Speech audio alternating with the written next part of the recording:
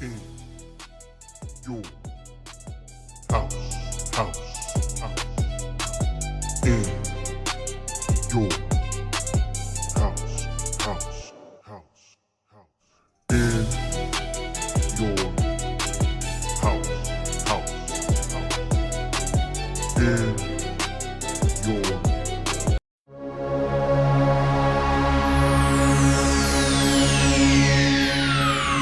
Ladies and gentlemen, may I have your attention, please?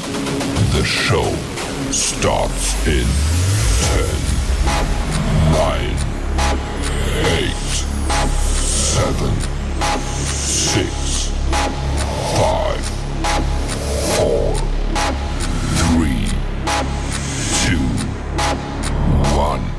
Bada boom, realest one in the room. How you doing? I'm a certified G, bona fide stud. You can't teach that. And you are tuned in to IYH. Hi, this is Isla Dawn, and you're watching In Your House podcast. This is Alexis Littlefoot, the Big Flexer, and this is In Your House. Yeah. In your house with O'Con. Hey, O'Con in your house. Hollywood in your house. Hypocrisy's head in the clouds. Curating all kind of loud. Wrestling in front of the crowds. Paragon's holding it down. Anybody can get it. Josh Joseph standing on his decisions. He is the voice. There is no choice. We as them boys in your house making wrestling noise. Moving fast just like cruiserweight action. In your house is the perfect distraction. Pumpers in your ears when you in traction. Get this work with some wrestling action. Smooth.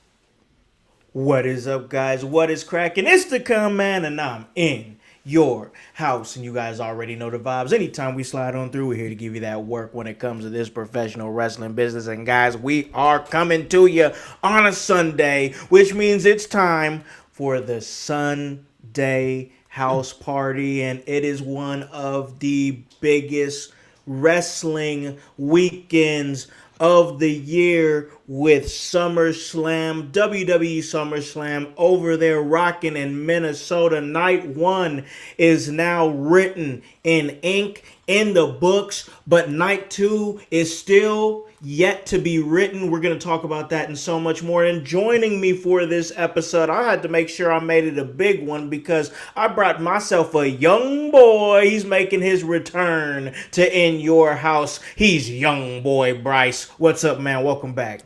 Man, what's up? It's a big weekend, so I had to pop out. Yes, sir. People know I'm still alive, still around, still looking, handsome as ever. And He's handsome. You're a pretty boy. Look at him. I said OG Tony's here. OG. The Voice is here. Voice. And of course the Con Man, who I know just, had a big night last night, so had to come hang out with you. So let's have a party this Sunday.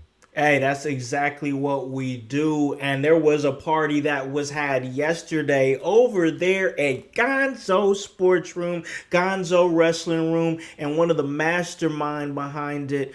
Come and join us on Thursdays. He's also joining us today to talk SummerSlam. He's the oldest man on the internet. He's the OG of professional wrestling. He's Tony Gonzalez. What is up, man?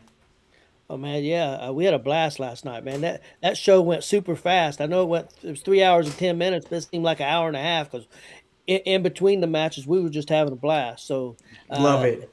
It was a great time, and but maybe because we all that watched the show last night really loved it, and I know some people online did not have the love. So maybe our experience was a little bit different, but we'll see. We're going to talk about it.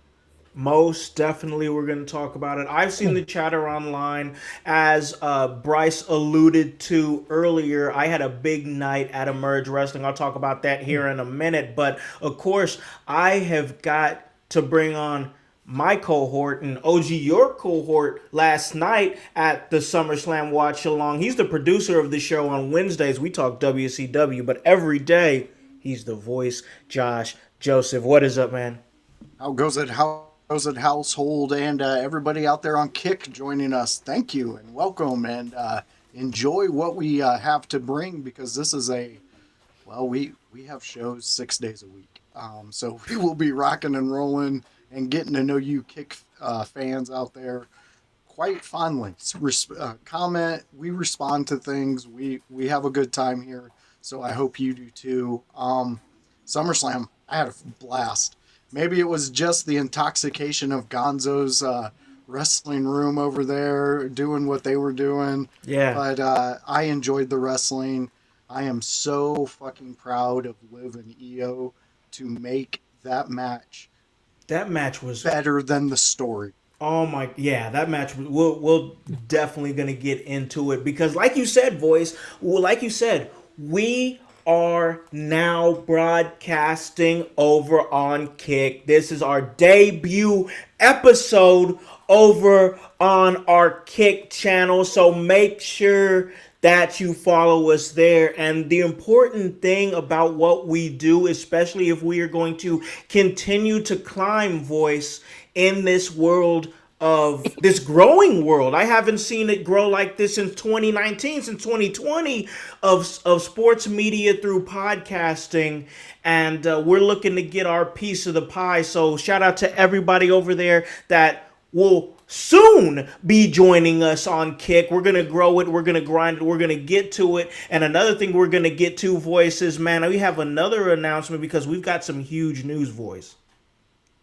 We've got some big news, and that news is that In Your House Wrestling is officially partnered with NordVPN. Whether you're streaming premium live events, watching wrestling from around the world, gaming online, or just protecting your personal information, NordVPN has you covered with lightning fast speeds, powerful online security, and peace of mind wherever you browse. The best about it is that when you sign up through www.inyourhouse.com/NordVPN, you'll unlock NordVPN's exclusive promotional offer, which includes a deep discount on eligible plans, plus up to 4 extra months free, depending on the offer available of the time. The best part, supporting NordVPN through our link, it helps support In Your House at no extra cost, allowing us to bring you more of that work. So yeah, voice, we are now partnered up with NordVPN. Make sure you guys go to NordVPN and check out everything they're doing. But to get that specific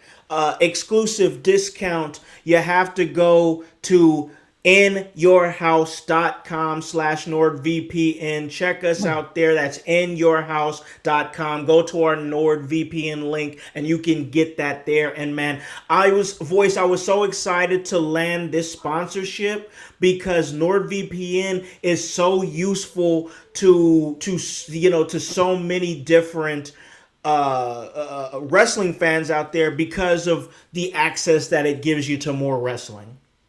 Yeah, I agree.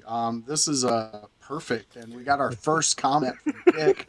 It's our Nightwing brother over there. Nightwing! Whoa. I love it, making him use his shoot name. So fans, there's your little insight behind IYHUK. He is Jack Jones. So That's That's awesome. This partnership that we have going on with Nord, Howse, Bryce, OG, if you guys listen to podcasts, this is on some of the major podcasts that we listen to. Yes. We're stepping up, we're getting out there, and plus all you weirdos who like to maybe not be tracked and maybe not let people know where you're at. NordVPN can work for you. Make sure to use our link, and so that's one of the easiest ways to support us besides watching and commenting the content that we produce. Absolutely. Once again, www.inyourhouse.com/NordVPN. Shout out to Nightwing over there on Kick, giving us our first ever Kick comment. So let's give Kick, NordVPN, and everybody else out there in the household that work, because we had SummerSlam Night One go down. And I have a lot of thoughts on the show, but we'll start with the beginning, where it was Io Sky versus Liv Morgan for the women's championship. And this is a match. I didn't give official predictions on the show, but my prediction was Io Sky was going to win. So when she didn't win, I was like, what? I was shocked. But the match was great. Great match. I really, really enjoyed the match. And I went into this match like with a little bit of negative connotation on Liv Morgan, because this was literally her first title defense ever since she became champion at WrestleMania. She's held that title since WrestleMania, and this match at SummerSlam was her very first title defense. And it's not just me saying it. Other people on the internet are saying it. She's had the title for like 104 days and has not defended it. That's crazy. But I thought the match was good. Let me give it to OG over here, man. Let me get OG's thoughts. What were your thoughts on the match? Your thoughts going into the match, and of course the outcome. Well, I really was high on the match being good because of the two performers involved. I agree with you. The lead up wasn't the best, but man, it didn't have the best story. It wasn't considered the biggest match on the show, but in my opinion, for me, it was the best match on the show. I thought it really delivered. And then after the match, after the show, they're kind of leaning into this 100-day thing now. I don't know if you guys seen Morgan's interview. She's threatening that she's not going to defend that belt for another 100 days. Oh, So they're leading into the story. And some people think okay. what will happen. Some people think what will happen on Monday night, that on Raw, that she may be made to defend that title by Pierce, and who knows, it could be somebody returning or something. You So think she might drop it on Raw? I don't know if she'll drop it, but I got a feeling she's gonna be Defend made to it. defend it. Yeah. Okay. Yeah, Okay. because of everything that. So they're leaning into that story. I think that's good. Whether that was I don't think that was planned. I think this is what it ended up being because of Yeah. injuries and stuff, and they didn't know what to do with her. Unfortunately, I don't think it should be that hard to put her in some matches for the No. title, but it is what it is. Could But have yeah, propped some other ladies up. people on the internet, we talked about on the show that we did last night, that how people can say Io Sky is not great in the ring, and she has no personality and she's terrible. I just don't get that at all. She's a top 5, and if somebody told me she's the best women's wrestler in the world right now, I wouldn't argue that either. I probably wouldn't argue. But I know she's definitely up there. And for me, this is as good as women's match that I've seen this year. Yeah, I won't thought it say was a the great match. I won't say it was the best story. We got a real good one, AEW with Mercedes, and guys, Willow. I'm old. No, the other girl, the one that just won the other title. Maya World. Maya World. That Yeah, was yeah. a really good match, but it wasn't as good in the ring. But it was a great storytelling match. A lot of Yes. emotion. So, but I think it's right up there. Them two matches are as good as women matches I've seen this year.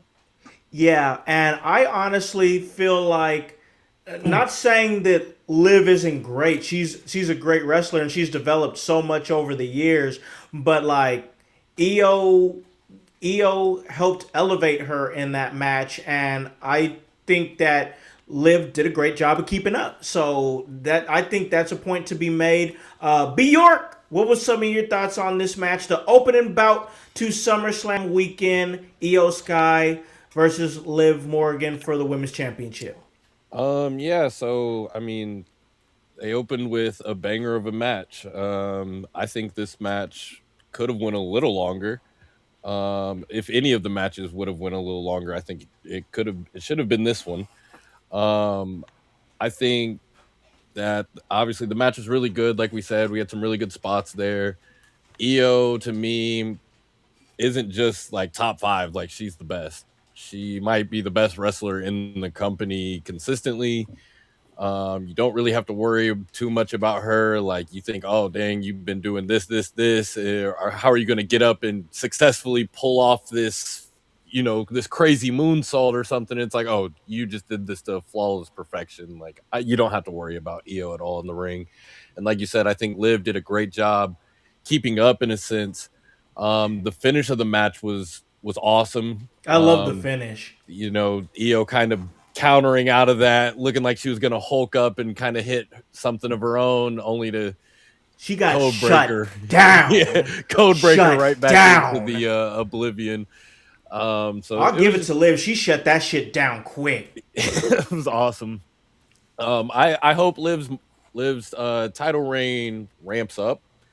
Like you said, she hadn't defended the title, and ESPN even had showed a graphic, I think it was like a couple days prior, while she was on ESPN saying, hey, she's had the belt for 100 days with no title defenses. So even your biggest streaming partner, maybe not biggest partner, but ESPN is showing, your wrestler and kind of dissing them in a sense by saying, hey, this person doesn't even defend their belt. Yep.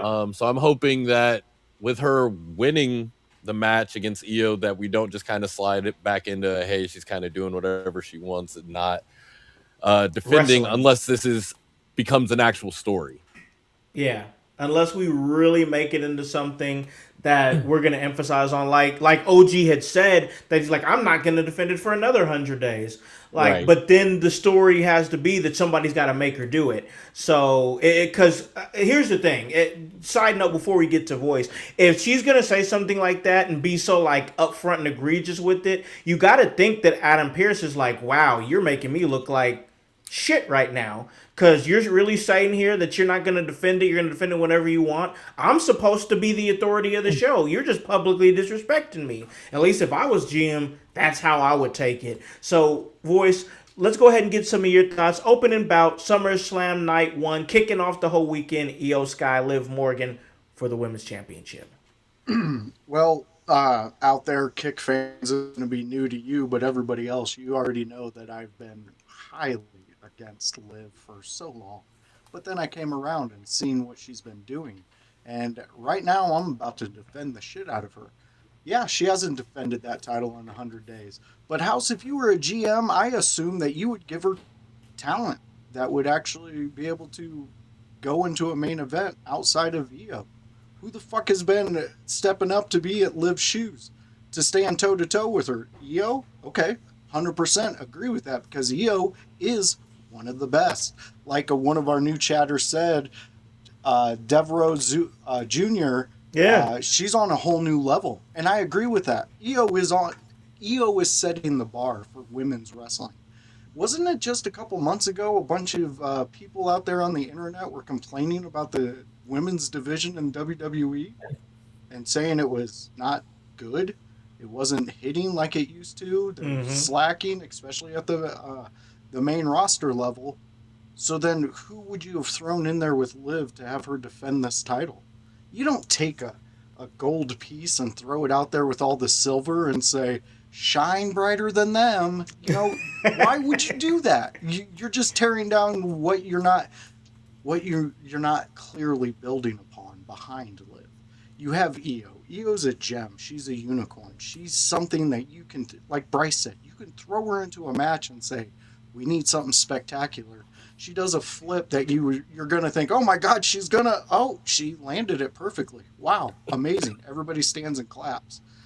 I loved this match. I thought it was fantastic. OG, I believe me and you gave it match of the night last night. That's how good it was. They set a bar last night with that match. The story leading up to it wasn't good. We can all agree on that. Mm-hmm. It was wonky. They missed some spots. There was some injuries that happened that you kind of had to move around that so you didn't injure Liv even further. that's all understandable. But I believe, I think it was Kevin that brought it up. When you add Danhausen and all that goofiness with the women's, yeah, Kevin brought this up. It was the women's title. When you add all that around it, you kind of diminish the work they did for the women's title because you're putting a comical element on it. And in reality, this story should not have had any comedy whatsoever. It should have been aggressive like it was in the match from start of the story to the end of the story. And I don't think this is the end of this story. I like where you guys are at with someone's going to force Liv to defend that title.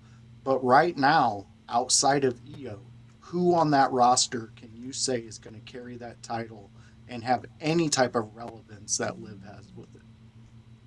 It's light over there on Monday Night Raw right now with the women's division. Becky Lynch isn't on TV. Yeah, Bailey, we don't know what's going on with her. Lyra Valkyria, one that's still developing, so not really ready for that spot yet, but but not ready for that spot yet. And then a lot of the other women that are there, like Soruka, not ready for that spot yet. And the other ones that are a little bit more refined, like Roxanne Perez, and now the new women's Intercontinental Champion Raquel Rodriguez, they're aligned with Liv Morgan. So what do you do? And then I guess for me, like, that's where my problem with Liv ultimately winning this match is that you got a lacking of faces really that are next in line to challenge, Liv in that sense.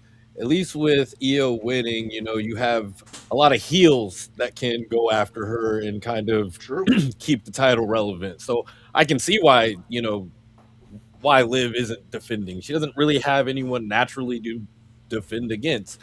Yeah. So I guess, is the problem with the women's division who's in the division, or is it the presentation? Do we need to shake things up further? Do we need to, I mean, like, the Judgment Day thing, obviously we play around with, are they going to break up? Are they going to not? But like somebody's got to become a face eventually or something. We got to start getting some balance in these numbers because a match we're going to get to later, like the Fatal Influence ladies, they're all pretty heel. And if JC Jane is your challenger or whatever, okay, that's heel, that's just another heel woman. The Bellas, they just made a heel turn. So if they have any involvement, that's just another heel layer. So It's just hard to find the balance for me right now with the women's division and who's actually a face. Like now it is just Bailey, who we don't know really. We don't even know what's going on with Bailey. Yeah. 100%. So I think it's just tough with what the presentation is right now. Like maybe now is a time where you do want a Charlotte Flair back in as a, being a face of the division and trying to compete up there and things like that. Yeah, no, and here's the thing, like Charlotte Flair, who me and Voice literally just brought up Charlotte Flair just the other day because we had a conversation about Rhea Ripley, and like I think that with Bailey out of the mix and you take Io out of the equation too, I think right now maybe I'm missing somebody. Rhea Ripley's out of the equation too. Right now, I think Charlotte Flair has potential to be the biggest women's babyface on the roster right now, which is crazy to say. Yeah. True. Or bring back Stephanie Valkyrie. Yeah, I was getting ready to bring that up. I think Stephanie's there's another a big opportunity for her. Voice, you're hitting on strides right now. No, that was a great call because so obviously you guys had the Gonzo's Wrestling Room watch along. I kind of will run pay-per-view watch alongs with my friends who are not necessarily watching every week like that, or not. But somebody said, "Hey, what happened to the chick with the horns?" Like, yeah, and it was like, so like, yes, where is Stephanie McCare? Like, yeah, I guess it's time for her to get back in there with Liv. No, I feel that it really is, and this is the boost that character needs because this will give her the confidence to grow at the rate that the fans need her to grow at. And when you do that, you set superstardom up for years to come. Yes. Yes, I like what you guys are saying here. I think it's a good time for Charlotte to take that big spot as a big baby face, but also Stephanie Vaquer to step up and take her spot in the women. She's already a former women's champion. The fans already love her. She's already solid in the ring.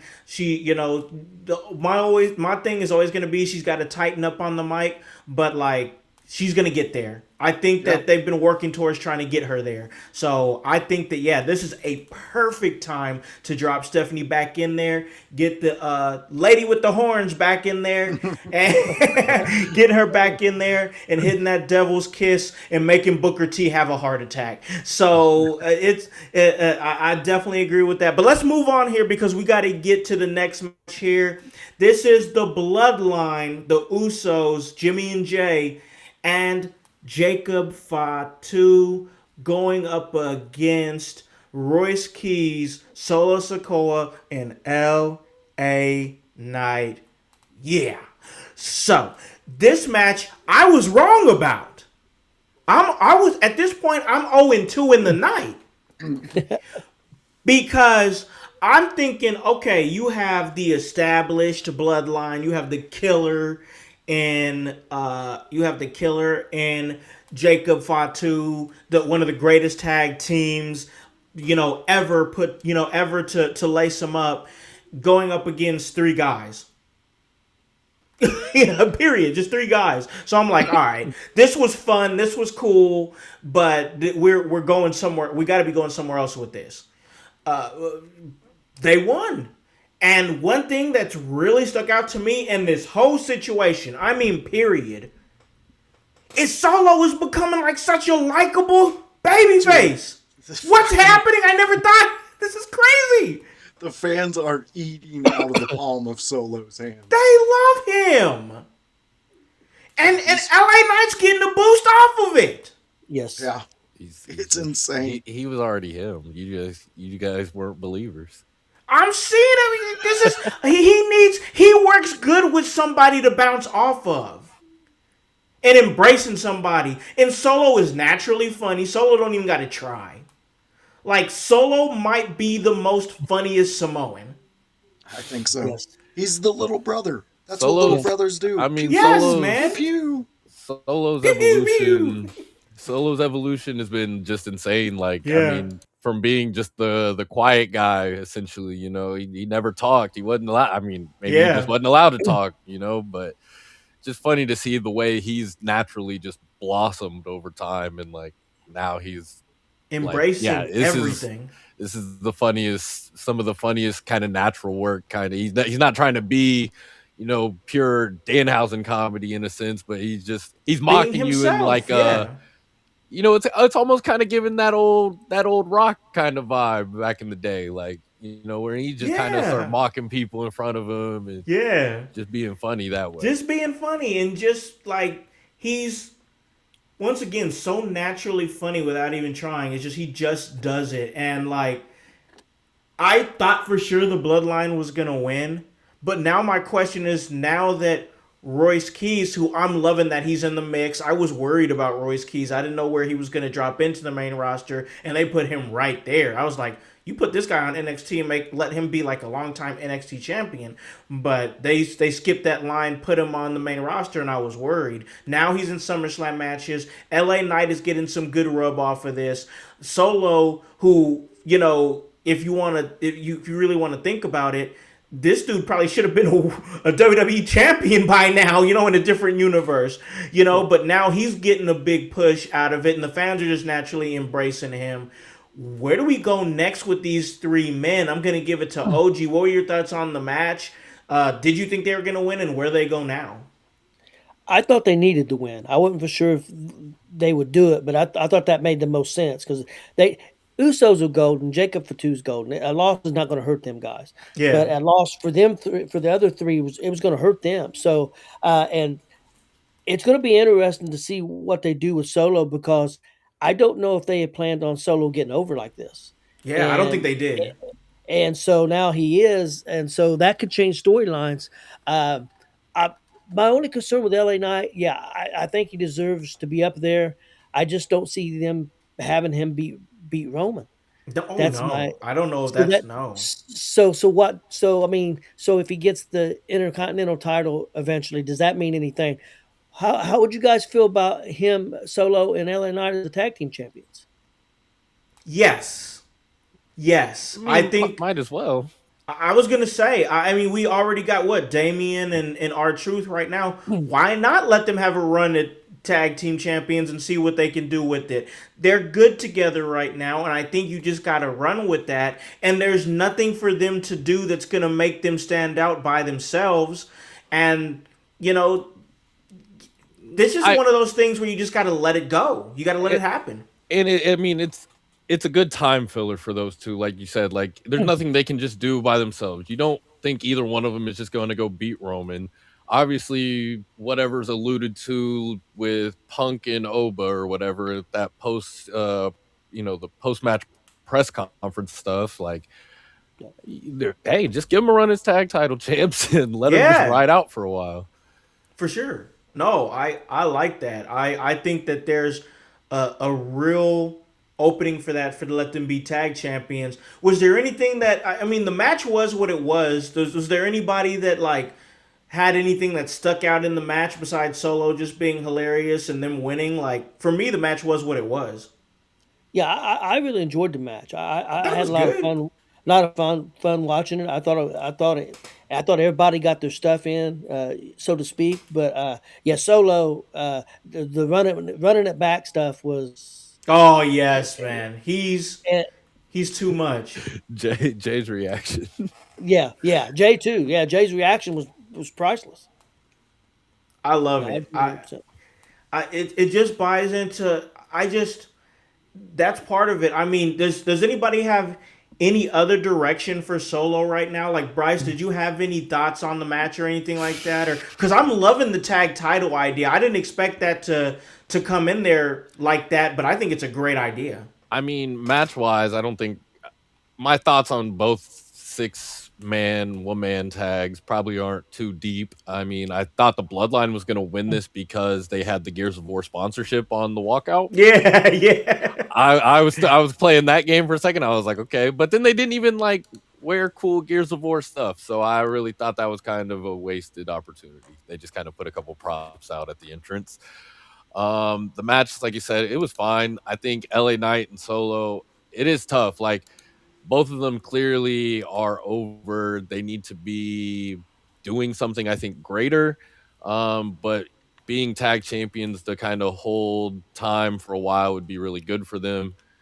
And I think Royce Keys, like OG said, the bloodline wasn't going to be hurt from this loss. And I think it was really important more than anything that Royce Keys got this win more than anything. Like, I'm not sure what their direction with him is either.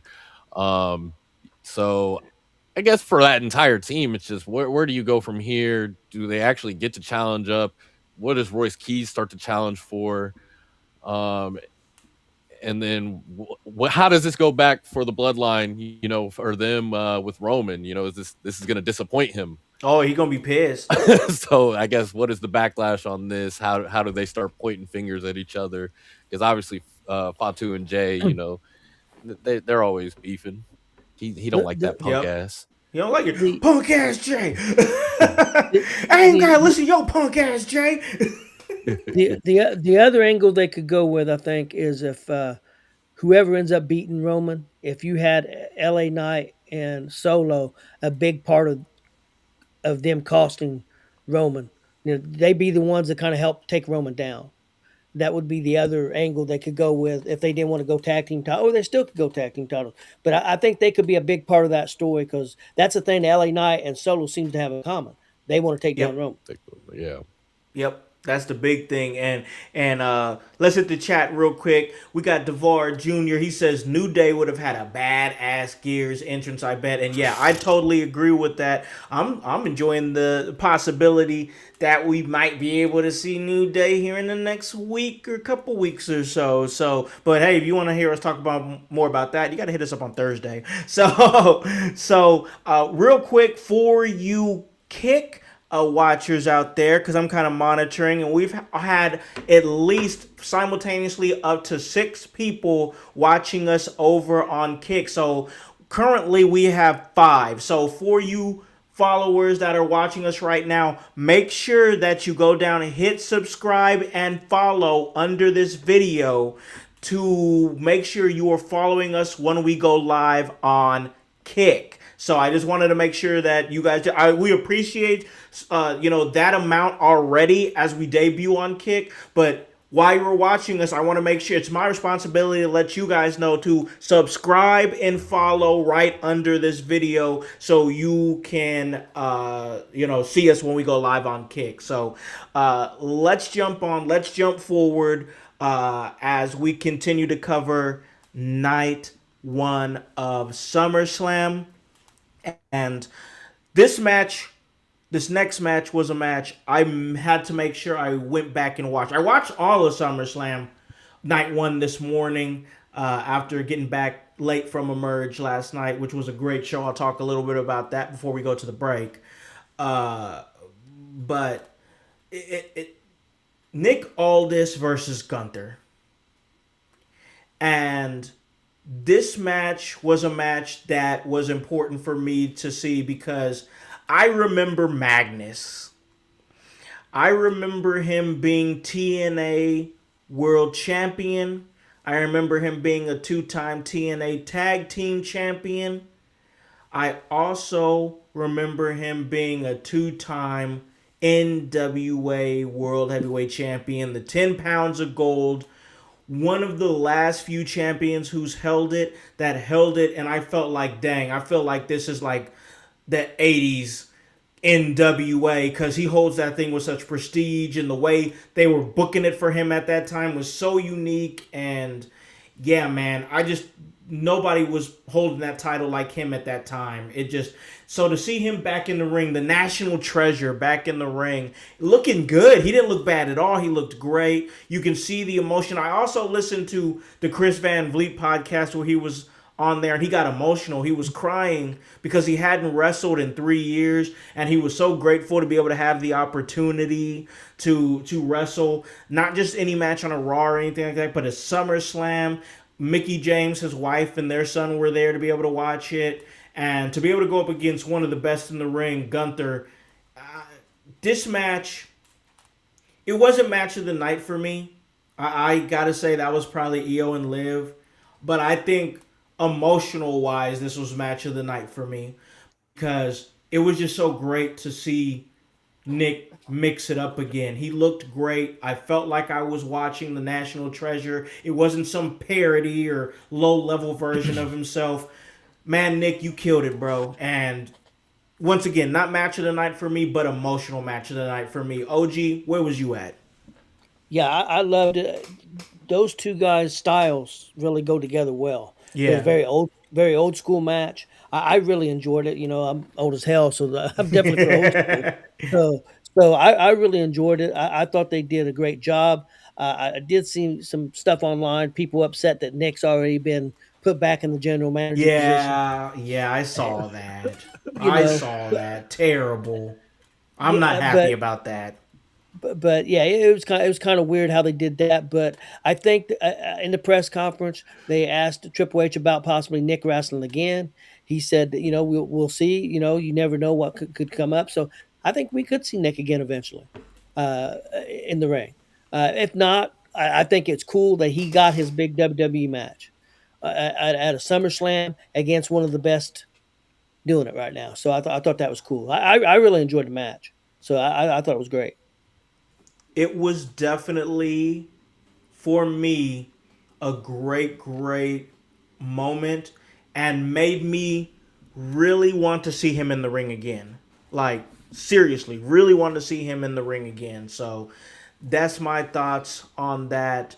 I wanna go back here because I wanted to go over something with Voice real quick. I had a thought because Voice, we're about to be doing this WCW US Championship coverage Wednesday, where we are going to watch a match and it made me think about the U.S. Championship. And we talked about, hey, we could have LA Knight and Solo as tag team champions. So just rewinding the tape here real quick.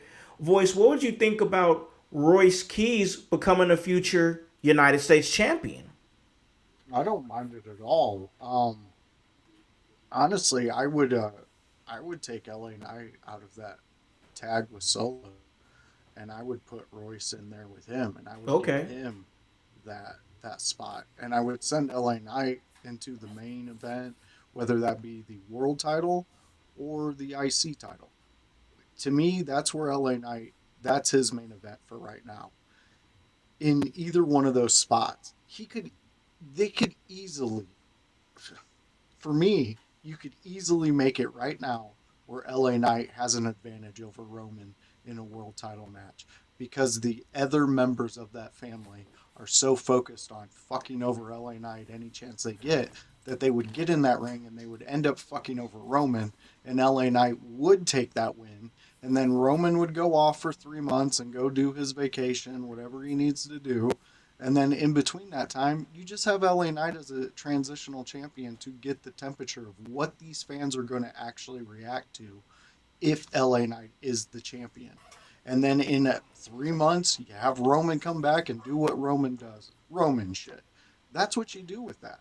LA Knight's on a trajectory. I like where you guys are putting him, because it does put him in a bigger spotlight. If he's a tag champ with Solo, that would be great, because he has a title on him and he's doing where the fans need him to be at that moment. Yeah. But I honestly, right now, it's pull the trigger with LA Knight, and this is coming from me. Like, I know that's weird coming from you. That's crazy. That's where I'm at with that one. But I do enjoy the possibility of him teaming up with Solo, because I like the way they are together. Yeah. It's hard to ignore pops. Like, it's just hard to. Yeah. It is. Like, how do you send guys out there, let them get the reactions they can get, and then you're like, just go ahead and lose. Like, yeah, like, we got nothing for you. Yeah. Tell me 6-man tag. But exactly, and like our new viewer over there on Kick said a while back, Matt Cardona could have took LA Knight's spot, and you could have had LA Knight in like an actual fucking match. Yeah. At SummerSlam, not a 6-man. I get it. It was good for him. I will say, this whole story, though, with all 6 of these guys, it is horrible for Jey Uso. Jey Uso is holding on to the tip of the rope, and he's just like, guys, I'm still relevant. I can still do things. Little brother Solo has to come out and act a fool like a little brother or a little cousin would. Pew, pew, pew, pew. And while it's just annoying little family member shit, and it's getting over. Jay needs to grab onto something and figure it out. Yeet, that's over. Like, you need to honestly, I don't want to get too deep into this, because we gotta go back to Gunther. And, no, you're good. We gotta go back to Gunther and Nick Aldis. But I'm just saying, I think we might not be seeing Jey Uso on TV much longer. I think that it's starting to get a little tired, and he's gonna have some other things that he's gonna need to be worrying about, for a while. So I that's all I'm gonna say on that. But I think there could be a future where he could be off TV for a little bit, which is a perfect opportunity. Solo's getting over, so there you go. Solo could be that next guy and figure that out. But let's jump back over to Gunther, jump back over to Nick Aldis, and we're going to give it to the young boy. What are your thoughts on that match, man? I've never seen Nick Aldis wrestle before, so, Oh, okay. boo me, but it was really good. Like, I understood, like, he's a former, like, NWA, TNA, right? NWA, yeah. Yeah, like, he's former champ. I understand he's had matches with guys I've grown up watching. So, like, it's not like I'm sitting here going into this match to going, like, oh, this is just some, like, Joe Schmo, they just letting wrestle or whatever. Like, say Johnny Knoxville versus Sami Zayn or some shit. Yeah. Like, so, like, I understood, like, all right, we're going in there with two guys that can go. I knew Aldis' style probably was going to be more old school. Like, he doesn't look like a guy that's about to 450 and Hurricane Rana a guy or something in the middle of a match. And I thought the match, it was a perfect length of time. Like, you could tell Aldis was pretty blown up kind of early, but like, that's just because this guy has not been in the ring doing this for a while. He was excited, man. You could, when he came out, you could tell he was excited. I mean, fuck, Wade Barrett was excited. You could hear him. Yeah, you could hear it in his voice. Yeah, the way he was just so excited about the Oasis playing in the background, just for all these interests and all that. So it was an incredible showing. Gunther winning was pretty obvious to me. I felt like, unless some shenanigans were going to happen, but I guess the only reason I would have thought shenanigans were going to happen was because on Friday, Gunther came out and like fucked everybody up or something like that. Like, what, Finn and Sammy going to come out and beat your ass to make sure the GM gets one? But I kind of thought it was lame. Like, Aldis is 39. Yeah. he's younger than the majority of these motherfuckers. He is. So I guess the annoying thing to me was the way, Triple H after the match is just like, yeah, brother, you wanted to resign? No, go back to work. Yeah, you're going to be general manager again. Actually, you're going to go work. Like, what? Like, that's not how resignations work. If I told my boss I'm done, like, I'm done, bro. 2 weeks comes, I'm gone, bro. Yeah, I'm out. Actually, no, I need you for an extra month or two. Like, that's not how this fucking works. So I thought that was whack. Like, I think he should, but I think, and I don't want to hold my thoughts too long on this, but I think his transition, and even Adam Pearce, who another former, champion on, like, in other companies, they should just fucking fight people sometimes. Yeah. Get tired of the shit. Like, I'm not saying they should, all right, first resort is I go out, but like, they should first resort Teddy Long, hey, the Undertaker is coming to beat your ass. Like, it should be some shit like that first. And then when all else fails, he feels super disrespected. All right, man, I gotta fight you at Saturday Night Main Event, and we're gonna get it over for with, sure. I'm tired of this. I'm tired of the way you're talking to me. And because, like, these guys are young, they can still go. And I think it's whack if at 39 you just told me this is this guy's swan song. Like, we just got one match out of him. It was pretty good, and that was it. Yeah, go back to work, brother. Like, go back to your 9 to 5. That's crazy to me. Like, it's like, hey, you're gonna go back to being a general manager after you were over. Like, you were over, dude. That's crazy. You enjoyed that? Nah, man. Go back to work. I don't know. Yeah, that's insane to me, man. All right, let's give it over to Voice. What were your thoughts on this match? This match was the moments of the night. We got to see Nick Aldis live out his dream in a WWE ring. Not only that, at a SummerSlam against a guy who is red hot right now. Gunther is just... The story being told here, I could have understood if Nick Aldis would have pulled out a pair of brass knucks and actually cracked Gunther just one time. Because the way they set it up, it was Gunther didn't care that Nick hasn't seen a ring in years. No. Hasn't ran the ropes. He just wanted to hurt him because in his head, he's taken everything away from Gunther. Any chance he's had of getting to the top of the mountain. So I liked it for the moments. It was great. Yes, Aldis was gassed. He was very gassed. But he held it together. He kept going. Dude, I did not think he was that strong, but some of those moves for a guy who hasn't been in the ring, man. Yeah. Gunther is he knows how to play into it, and those chops Aldis was taking. Oh shit. Man. 3 years, man. I bet you he slipped a note to Trips and he was like, hey, can you do an angle where you're like making me the GM again? Because, if that's what they're doing out there, I'm good. I'm fucking good. Yeah. I had a moment to see it. It was great. But again, I like this. It was a great moment. The visuals from production, camera angles over the whole thing.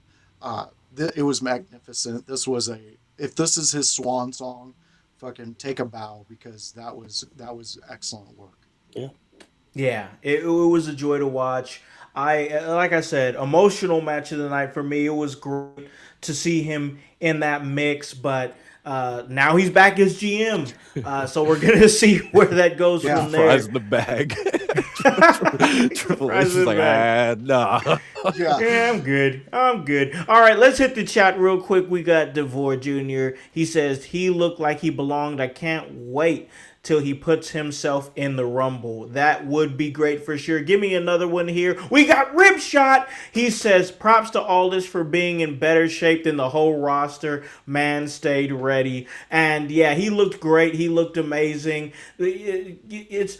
I've heard so many wrestlers say there's a difference between being in shape and in ring shape. So yeah, maybe he did get gassed a little bit, but like you guys said, he wore it well, and I definitely want to see Nick Aldis in another match again. But we got to move on here because we have got a 6-women tag that went down that saw the Fatal Influence go up against 3 former champions, the Bella Twins and Paige, of course. And man, we could talk about the match.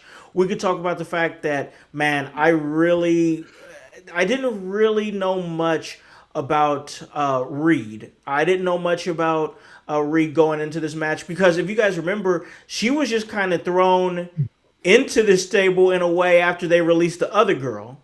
Yep. So I didn't realize that she was like a record-breaking track star. Like what? What? They said she did something else. I can't. I don't know what the other one crazy, was, though. It was something crazy, like bull riding or some shit. Yeah, and I'm like, oh my gosh, I'm like learning about this chick that I really don't know anything about. She's tag champion. I think it's Lainey Reed, but Yes. I really didn't know much about her, but I learned a little bit about her in that match. I like the Fatal Influence. I really do. I like I like the fact. I know she's always used it, but the rolling elbow that JC Jane uses, I really liked it. Man, we got another Bella out. One Bella comes back, the other one gets hurt. That's wild. I don't know what And this now timeline doesn't support 2 Bellas in the ring at the same time. I guess it doesn't, boys. The entire I guess it step doesn't. spot, that entire step spot. I was like, I thought she was dead when they kicked her head into the thing, and then when she hit the fucking cannonball into her, I immediately was like, oh yeah. She tried to get up and she couldn't stop holding her arm. I was like, oh god. Yeah. Yeah, it was crazy. And then of course, obviously, the heel turn that happened at the end. I think we've all been kind of calling for this here at In Your House for a little bit that was going to happen. And then, okay, and I'm going to get OG's thoughts here. Nikki Bella. What you mean? I have never been a fan of Nikki Bella. I will never be a fan of Nikki Bella. And I hate this weird narrative that we have here that Nikki Bella is a trailblazer. She's this, she's that, she's a legend. There's people that really think this. This is real. Bro. And I'm like, this woman was just at the right place at the right time, hanging out with the right people, if you know what I mean. And now we have this narrative that she's some legend. She's some trailblazer. This woman goes into the camera and says, lesson learned. This is what you get when you try to take my spot. Hey, don't take her spot. You mean the spot that you told her to take? What? You told her to take the spot. And this is what's motivating you to turn on her? Man, when's she retiring, bro? I think my favorite part was Brie just couldn't really help her in the turn. She's just like, oh my God. She just stood there. She just stood there like you could have kicked her at least. Like, hey, bro. She was not messy. She's like, man, my shoulder's hurt. I'm good. She's done. OG, where was you at with this match? This turn? Just make some sense of this for me, man. I need some elderly wisdom. The match was okay, you know, and it was what we thought it would be, and I thought the Bellas were going to turn, if not tonight, if not last night, Monday night. I it's pretty much what I thought was going to happen. But we talked about it on the show, like I told the guys. If you watch the Bellas and even CM Punk's wife, they came from a different era. Yeah. And you watch these people that come from NXT and these women, there's a different beast. I mean, they're just two different animals. I mean, these girls were trained to be pro wrestlers. The Bellas wasn't trained to be pro wrestlers, and I'm not trying to be mean. And Yeah, I get you. the reason they got popular was because of a reality show. Yep. Good TV, bro. Yeah, that's why they got popular. And so, and I know they're Hall of Famers, whatever. But one thing I will say, and a couple people mentioned in the thing, Lacey Jane's the real deal, guys. Oh, she is. She is the ultimate heel. She's got the facial expressions. She could be a chicken shit heel. She could be a tough heel. She is a star. And I think the original plan was supposed to be her against Rhea Ripley for the title. I think that was written in, penciled in. And it didn't get to happen. But I could see JC Jane be the person that ends up with that title in the next 6 months. I think that's a strong. I think I could see it with JC Jane. She just keeps on developing, keeps on growing. I loved the Shawn Michaels gear that she wore to the ring. I loved it. Let's hit this chat here real quick, and then we're gonna get over to BR because this chat going wild. You got Rip Shotty saying you can still be in the trenches and be shit and useless. Yeah, that's true. I mean, he's not wrong there. And then you got Bruzy, our boy Bruzy. Check him out on Tuesdays. He's over on Twitch. He's saying the same reason Voice is on the podcast. Eye candy. That's why I keep him around. That's exactly why I keep him around. I had him sign a couple of NDAs. So listen, we're gonna move. We're gonna move over to B York, man. What was your thoughts on that 6-woman tag match? The turn. Anything stick out to you? Did you learn anything about the Fatal Influence? What do you got? I don't know if I can, sit here and tolerate this hate for like these stems that go on in my head when I hear the Bella twins come out. Like, you can look, but you can't touch. It's just not playing in your head right now. You can't think that's a Hall of Famer right there. Or Brie has to come out and all you hear is Brie mode. Like, that doesn't get you fucking hype, bro. Get off my ass, dickhole. There we go.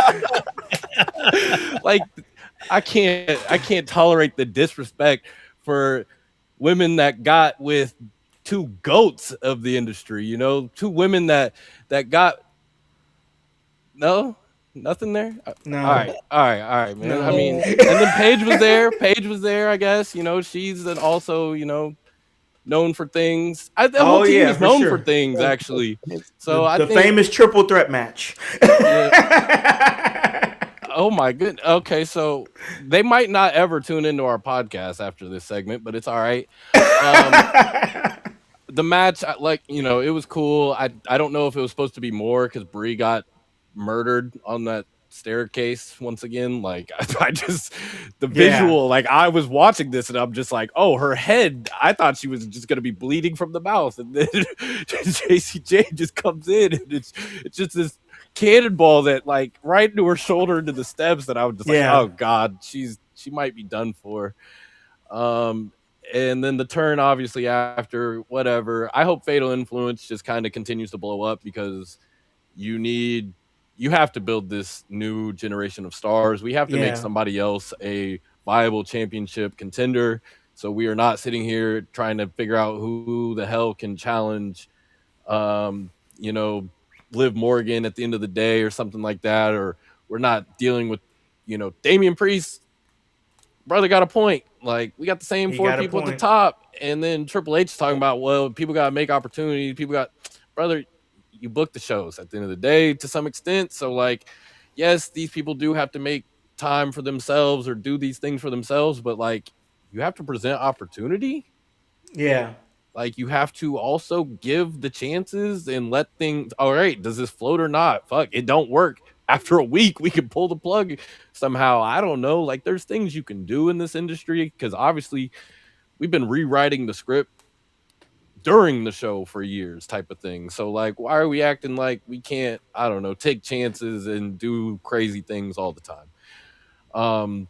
But yeah, the match was what it was. The Bellas, man. Yeah, in 2026, I could care less. Yeah, they're Hall of Famers in their time. Total Bellas was, that show. Total Divas was a great time, but it's 2026. We're not doing any of that anymore. We got real wrestlers on the other side who will literally fuck you up. It's true. It's true. We got literally it's fuck changed. you up. It's all changed, bro. It's not the same anymore like it was, where you can just be like, be visually attractive and easy on the eyes and be like, hey, check out my show, and then have a 5 to 7 stinker of a match and then become women's champion. Like we're not doing that no more. We're not doing that no more. By the way, those steps are still there. They still hurt. Like these things, you can't just come in and phone it in anymore. Like everybody's doing burning hammers if they want to type of thing. High octane action. Like the way that these young kids are working nowadays, like the ring is not safe if you are not ready at the age of like 39, 40. Like if you are not on a Cody, Gunther, Nick Aldis, even though he got but still had a good match. If you're not on those levels, if you're not working like that at that age, and you're trying to hop in there in the ring with these incredible athletes that came from collegiate sports and are now shifting over to professional wrestling, and they're 25. Competitors. These are competitors. 25, 26, 27, and you ain't ready to go. You come from a reality show background and you're 40. You better be fucking careful, because the ring is a dangerous place. Voice, where you at with that 6-women tag team match? I don't understand. Like, we're not understanding the world of reality stars. Guys, if you're a reality star, you can do anything in this country you want. You could be the president of the United States if you want. If you have a reality show, the Bellas believe in the Bellas, and they believe in their brand. They got that brand over, and they served their purpose, like Bryce said, in their day. Today, who the fuck in any crowd was chanting, "Bring back the Bellas"? I understand sometimes you make mistakes in life, and you have to, pay for those because a court says, hey, you owe this person some money. Yep. But you don't have to cloud up my form of entertainment with it. You don't have to come in here. The women that are on the roster today are years, centuries from the divas back in the day. There are a few that came out of that era that can hang. Beth Phoenix, one of my favorite divas to ever come out of that era. Yeah. But Beth Phoenix is a different type of animal. She still stays in ring readiness. She still does that stuff to stay in shape, to do those things. I mean, come on. We have to be realistic. When you allow this stuff to happen, this is what you get. You get injuries because you're not understanding at the rate of work they are working at today. And when that happens, it's a recipe for injuries. We all know it. We all see it. And that's why I hate the comparison of politics and wrestling, because at the end of the day, those guys over there don't get in the ring and get hurt. Wrestling's its own beast over here. Oh, yeah. Stick to it. Or, maybe they can start fighting over there. That could be a fun time, too. That would be fun. I think a lot of people would tune in for that for sure. I know Bryce I would. We would have a watch along, Bryce, on that one. That'd be fun. That would be fun. I would definitely be down to sit in on that one. But all right, let's push forward here, because we have got to get to, I guess you could say, the co-main event of the night, I guess, if you want to call it that. I thought this would have ended the show, but that is, of course, CM Punk defending the championship against Cody Rhodes. I thought the match was pretty good for sure. I mean, I enjoyed the match. I thought Cody had some smooth transitions in the match. There was one where he turned a real good transition into the crossroads. It didn't finish the match, but it was real good. One thing I was talking about earlier with my son when we was watching the show is that one thing about CM Punk is he could put on a good match, but this guy's body control is absolutely terrible. I mean, It is terrible. He has no control over his body. He not only did he hurt his leg once, but he hurt it twice on the table spot. And I'm like, he has got to have one of the worst elbow drops I've ever seen in professional wrestling that he just keeps going back to the well towards. I mean, he leads with the knee on an elbow drop. How does that even work? I don't know, voice. I just don't. And once again, this isn't any hate towards Punk. I love seeing Punk, but I was like, this guy's body control is terrible. Just terrible. Of course, we got Devore here, Junior in the chat. He says, I think Punk was off. I don't think he was feeling well. It looked like he shit himself early on. Well, it wouldn't be the first time he shit himself in the ring. We already know that story. That feels like some information you could have kept to yourself. But we know that CM Punk has shit himself in the ring. But yeah, match was what it was. Of course, the story of the night is the return of the Viper. I think that's more important than anything else. I wonder what happens past that, because now it's like, oh, CM Punk's still champion, but now Cody now has a direct issue with a returning Randy Orton who cost him the championship. So now where does this leave Punk in the championship? I guess we got to watch SmackDown and figure that out. But I'm going to give it to OG here. What are your thoughts on the match and, of course, the outcome?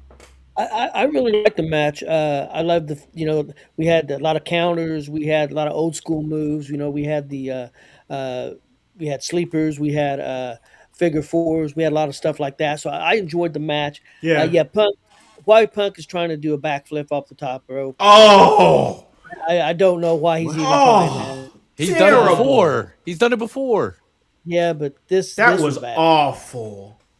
Yeah, I don't think when he went to raise up, I don't think he got his balance, and he tried to save it, and it was just off from the get-go. So, but yeah, that was kind of bad, but I enjoyed Orton coming back. I'm glad, a lot of people want Cody to turn heel. I don't know if they'll ever pull the trigger. As long as he don't get the belt back anytime soon, I don't think there's a problem with him not being a heel. I think if he gets the belt back, I think he needs to be a heel. But if he's in a big feud with Orton or something, I think he's okay being the babyface. So I think they're okay with that. Punk called out people. He mentioned Oba's name. He mentioned Trick's name. He mentioned several names in the press conference. So okay, So he's calling out people. I think we may be getting Punk. Maybe I won't say an open challenge, but I got a feeling we're going to see him defend the belt some on SmackDown, which I think would be good for a while.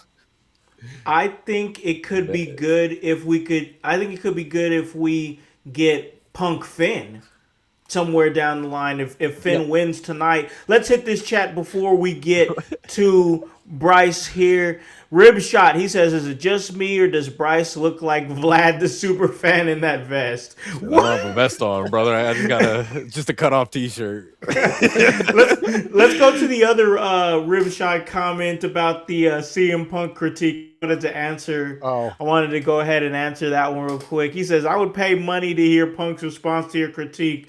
Do you think he would take it well?" Rib shot, no, he'd tell me to shut the fuck up. I mean, I just.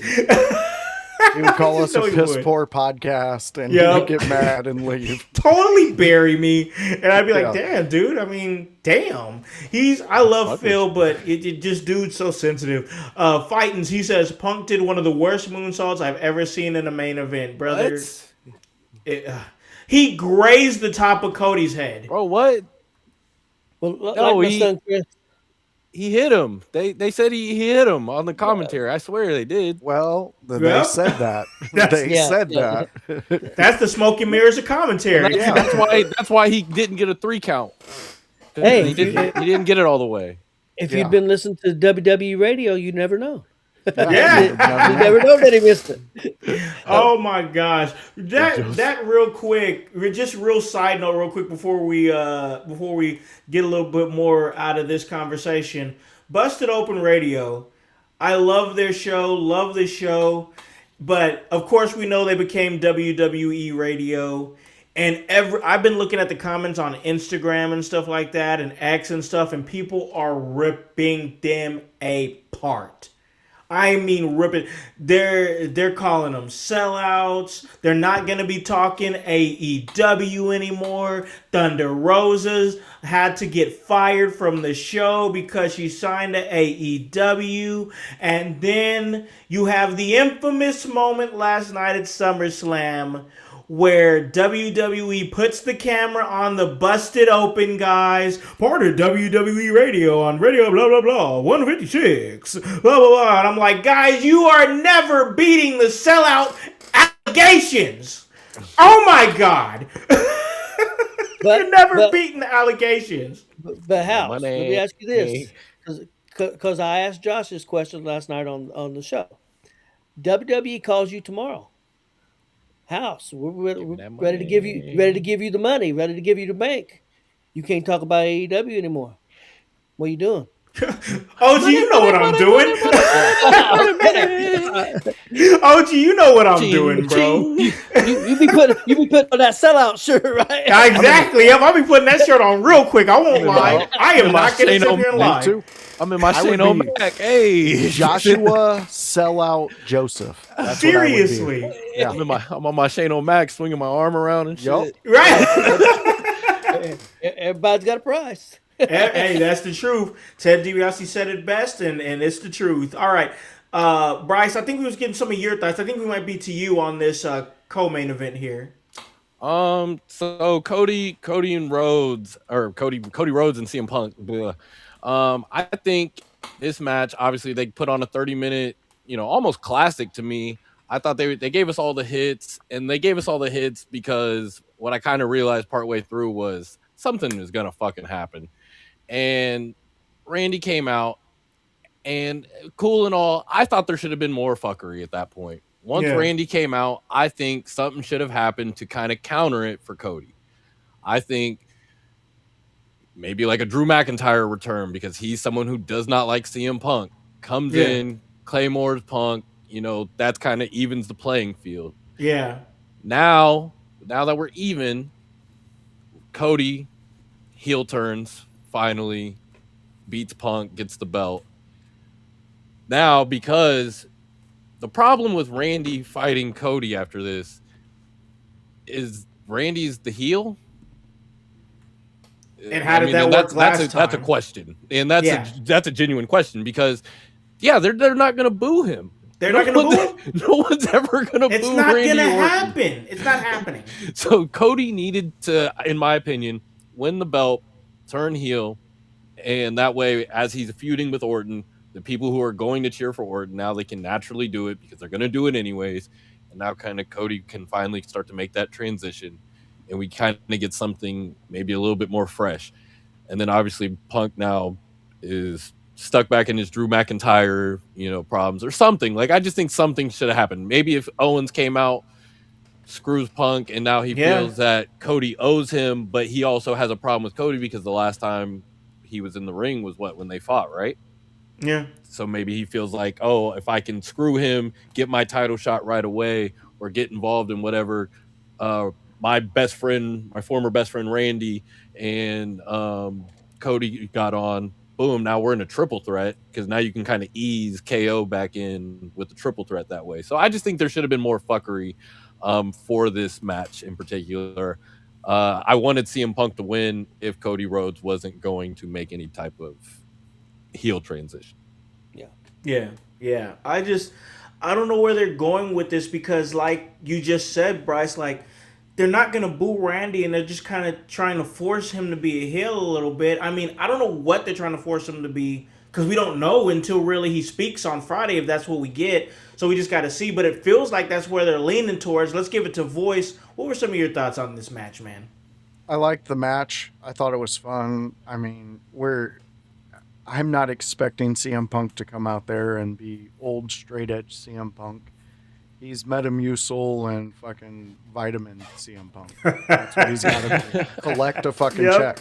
I so get it. True, dog. So true. But here's my thing. I love the Randy moment. Loved it. And I understand where you're at, Bryce. There should have been another card played for that fuckery.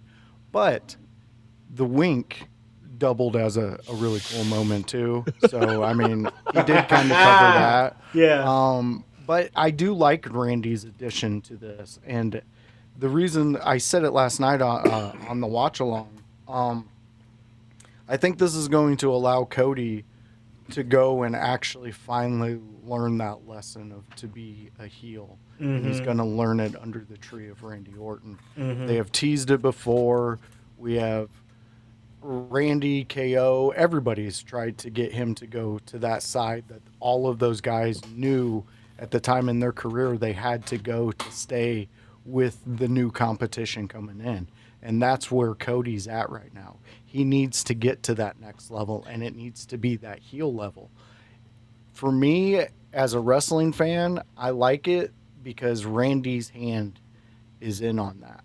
He's giving him that side. He's letting that piece go. Randy Orton, like I said, we only have a small window of his left open, and he said it. So right now, we kind of wonder, is he going to surpass numbers? Is he going to do this? Is he going to do that? I would love to see Randy Orton surpass some numbers of some guys. I mean, if he goes past Cena, I think that would be cool. I don't think that anybody would, Cena fans would lose their minds. Yeah, for sure they would. As an Orton fan, it would, to me, that's just the evolution of this form of entertainment. This is how you keep the next guys coming in and reaching for seeing who these guys are, who they were back in the day. So I liked this match. I liked every, not the botch. I can't say botches, but the mishaps. Let's not do the moonsault anymore. Let's take that out of our bag. Let's get it out. He did it. He did it against Cena 14 years ago, and he missed it in. Yeah. So, maybe he should have did some playbacks of that. But I do want to say I think a lot of the reason why I'm going on this Cody idea, learning under Orton, is because WWE, they may say that they don't pay attention to AEW. And they may say that on a microphone and all that, but if you watch the product, you watch both products, you do see some taking from ideas. They're going to like a Will Ospreay Moxley idea. Oh boy! I'm telling you right now. I'm telling you right now. They're going to do it without the Death Riders angle, all that, but they're going to steal from that because it's working for AEW fans right now. They see that. And plus, WWE writers, you're not as creative as you pretend you are. I'm sorry. I can't say it anymore. The AI platform that you're using, I'm pretty sure there's a source you could pay for it and not just use the free version. Just use to write your Pro. stories. Get the damn Pro version, for God's sake. You guys just pay the money. It's not almost the $1 trillion company. I mean, come on, bro. guys. Actually, I need you to take less money. And that is not in the budget. So we're going to keep going with the free version. Okay. Don't worry about that. Also, take a pay cut. Take a pay cut. And if you don't, go to somewhere else. Get out of here. This is crazy. But going back to the match, though, one last note kind of on Cody, though. Like, I felt like they had this great opportunity within the match kind of to, like, play into, like, and they kind of were playing into it because Punk tweaked his knee early on. Or whatever, and I don't know if that was like a planned thing or whatever, but then like Cody was hitting those vicious dragon screws, and I was like, all right, like maybe we're really playing into something. He kind of got into the figure fours, like he was hunting that knee, and so like that's where I was kind of thinking, like even after the fuckery, like okay, this is the perfect opportunity to kind of say like, you know, you've always been the one who's hesitant when the shit is about to swing your way. Now it's time to like take advantage right here because you're QB1. We're doing this QB1 thing all the fucking time. Like, let's get to it. Like, show me you're the one. You win the game, bro. You can't win the game. Let's go win. You got to flip that switch. You're Dak Prescott right now.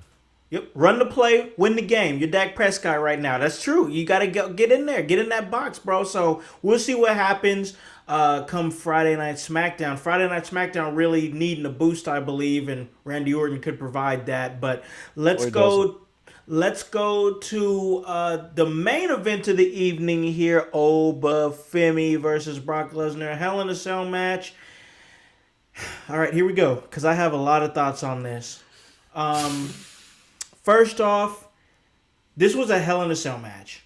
We haven't seen a Hell in a Cell match since Bad Blood 2024. Drew McIntyre versus CM Punk. And it was a great match. That match needed 30 more minutes. It needed about 30 more minutes. There was so many people that I've said, that's it? They said, that's it? It's over already?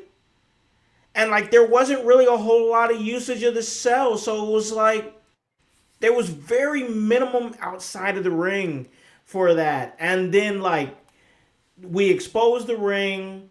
We do that. And that's cool. We use the tombstone on the exposed ring. But it's like, that's not it? Like, I saw him do that, and I was like, I don't think he's going to win. But when he kicks out of it, my mindset is, first off, Oba's definitely winning. I think we all went into this match thinking that Oba's winning. But to kick out of the tombstone pile driver on the exposed ring is crazy.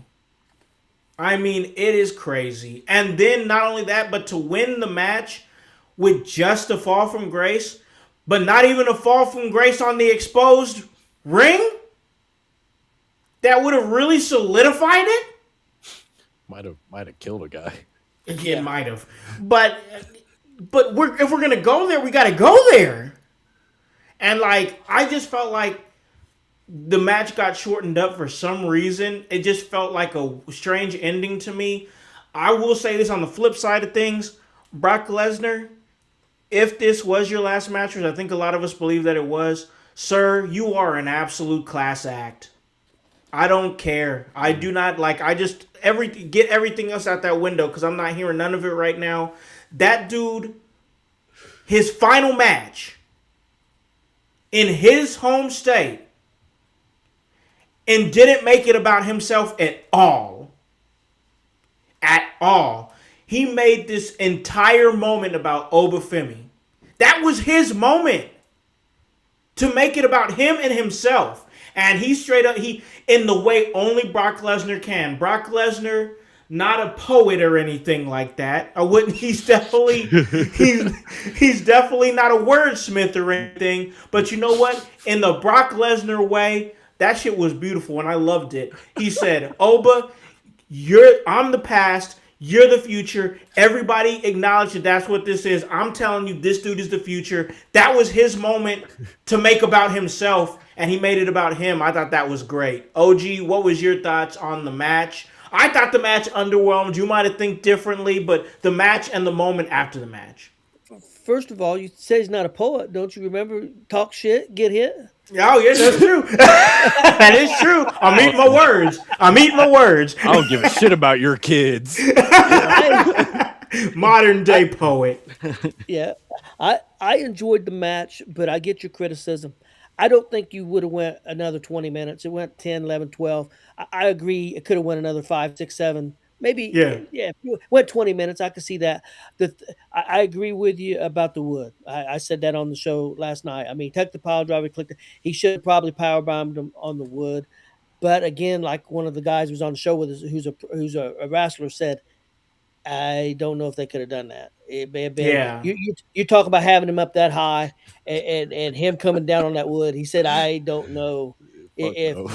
He said, I don't know if they could have done it. So he said he understood that. But one thing I thought was missing from this match, and I think if this would have happened, I think it could have relieved some of the not going long enough, is if there would have been blood.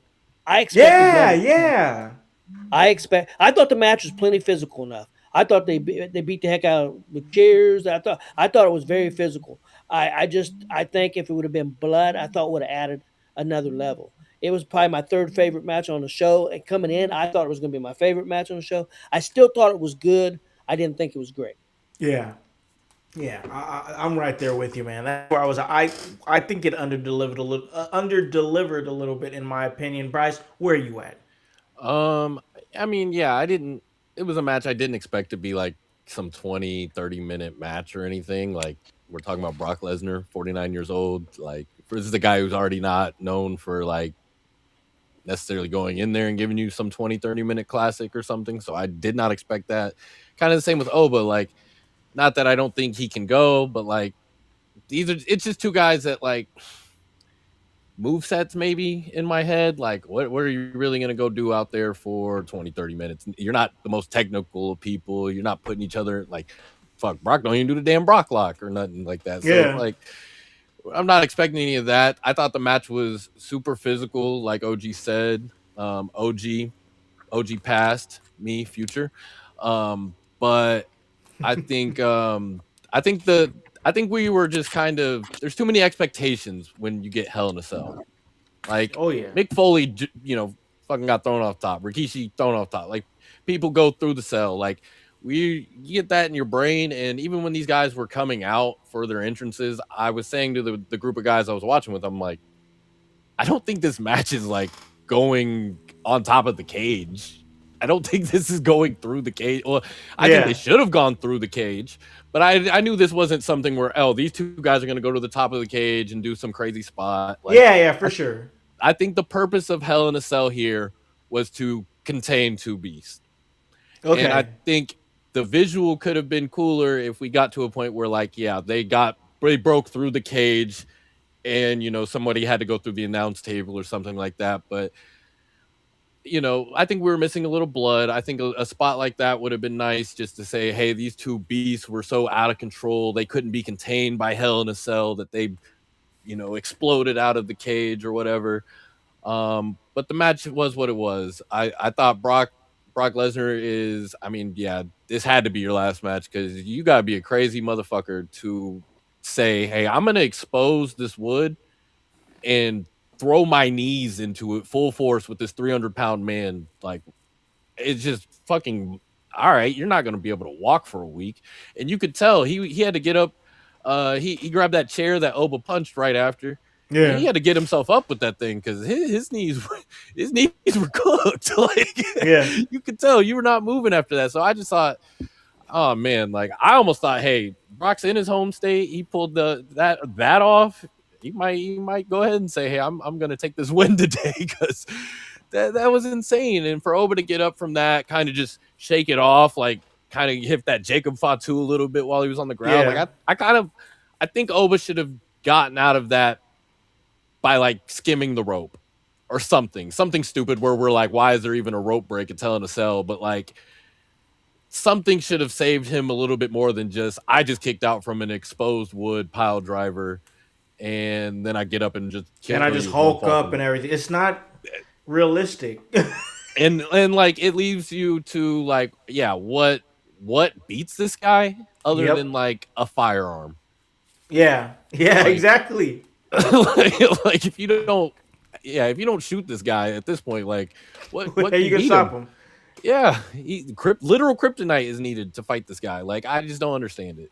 It's a problem to me that you've booked him too strong, because like, all right, back in the day, like, Big Show fighting Rey Mysterio was always one of my favorite matchups, because it was, David Goliath or whatever. And like, nowadays, I don't feel like you can get that as much, and you can't get those surprise wins. And like, when you can't do those things in general, it's like, all right, like, how do I believe that anyone beats Oba Femi, period? Like, even Roman Reigns or CM Punk trying to call him out after the show. I'm supposed to believe he can beat this guy without like literally calling the entire NWO to help him or something, like without Gonzo's wrestling room behind you. Like, you can't beat Oba Femi. Well, that's the problem I think they have with Oba Femi. They build him, and now if you're not going to put the title on him and he's not going to go against Roman, who does he face next? Yep. It's a tough spot to be in when he's booked so strong. We got to see what they do now with Femi from this point. That's going to be key to see. We're about to get voices thoughts, but let's hit this chat real quick because it's going crazy. We got a new chatter in the mix. Let's get them out there. This is Alex Alberto G644, and they say, does Oba become a top 5 highest paid wrestler his next contract? I saw Fightins in the chat said no, But He said hell no. He said hell no. I don't know, man. I think there's a strong possibility. His trajectory is really high right now.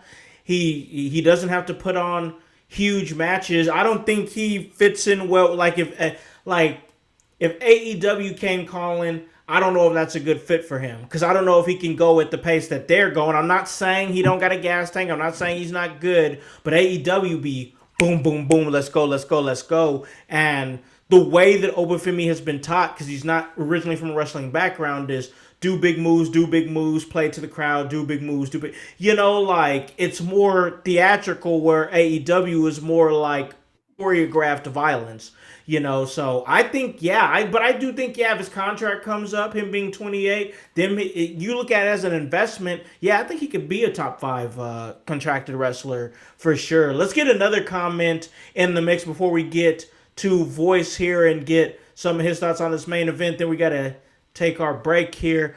Punk only calling Oba out so everyone forgets he shits his pants. Oh, man. Well, sometimes you got to try to divert the attention when you shit your pants. So it is what it is. We got our new chatter here. Alex Alberto says, too big to bust now. Oba is locked in and committed. Yeah, he trimmed up a little bit too, like around the waistline. He just looks a little bit more leaner. I think he's locked in. I think at this point, I think Obafemi is a smart young man. I think at this point, if he dropped the ball here, this guy's got to be a complete moron, right? I mean, you don't get this high and then just drop the ball. You hate to see stuff like that happen. Voice, what are your thoughts on this main event, the Hell in a Cell match? I liked it. This was Brock Lesnar's bow, his passing of the torch, and he passed it to Oba. Oba has to look bigger and more monstrous than Brock. Brock's in there doing meathead things, trying to tell stories throughout his career, and to me, it makes perfect sense Oba kicks out of the tombstone, especially in that manner, because he's the next monster. Yeah. So the monster who took away somebody's streak, the WrestleMania streak was a title. That was a world championship belt for The Undertaker as long as he had it. He still gets booed for it to this day. He took that away from Taker. So he went in his bag and tried to pull something out that was devastating and more devastating to his knees than anything else. But he did it. And then Oba did what a monster would do, and he kicked out and he beat the shit out of Brock. And I'm okay with them not going and killing Brock for his last match. I understand there's naysayers of Brock, but in this moment, in this time capsule, I just want to think about Brock being Brock and him passing this torch over to Oba. And the fact that Oba was leaving the ring to respect Brock in his last moments, and Brock's like, no, this is not how this is going. You're standing here because you're the next thing. You're the next monster. You're the next one that people are going to fear. And there are ways out of not giving Oba a loss by going up against Roman. Roman's got a whole gang of goofies around him that can always fuck something up. Jey Uso has made a career on fuck-ups. I mean, come on. So we can play in that world because in this match, in this moment, that's what they were doing. They were taking everything, all the noise away and having you focus on this passing of the torch. Yes, the blood. If your boss comes in and says, oh, this is going to be violent, you better someone better need a fucking IV afterwards because of all the blood loss. It's ridiculous to me. And I understand Oba hasn't put in the years yet, but the rate he's going and the matches that he's putting on and the stories he's telling, yes, it fucked it up the whole time. Fighting's one, I agree with you, because Brock faked retired. If you take that out of this whole equation and you just put the retirement at SummerSlam, it changes this for a lot of people. But I can overlook those things because this is one of the stories I wanted to watch finish. Much Yeah. like Cena brought me in as a fan when he turned heel. I became a Cena fan. I started watching what he was doing. I started understanding his fandom. Brock did what Brock was going to do in this match.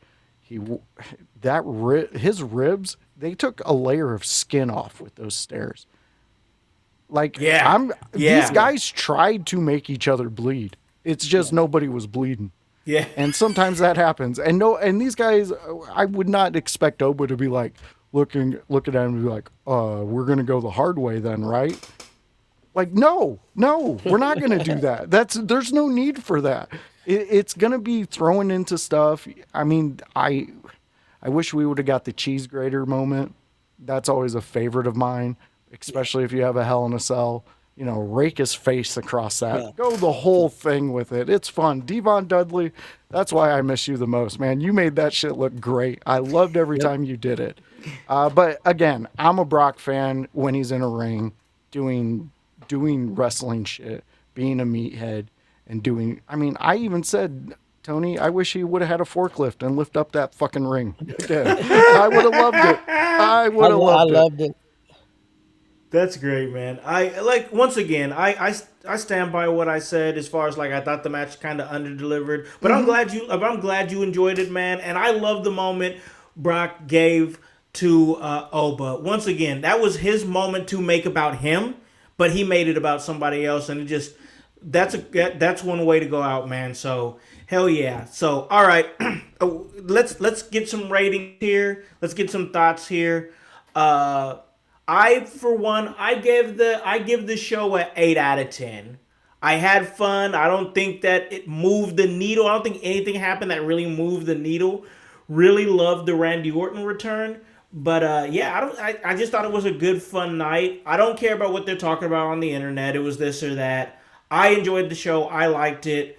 It wasn't a home run. I don't think it needed to be. I think tonight's going to be better. We'll talk about that on the other side of the break. But yeah, 8 out of 10. OG, what about you?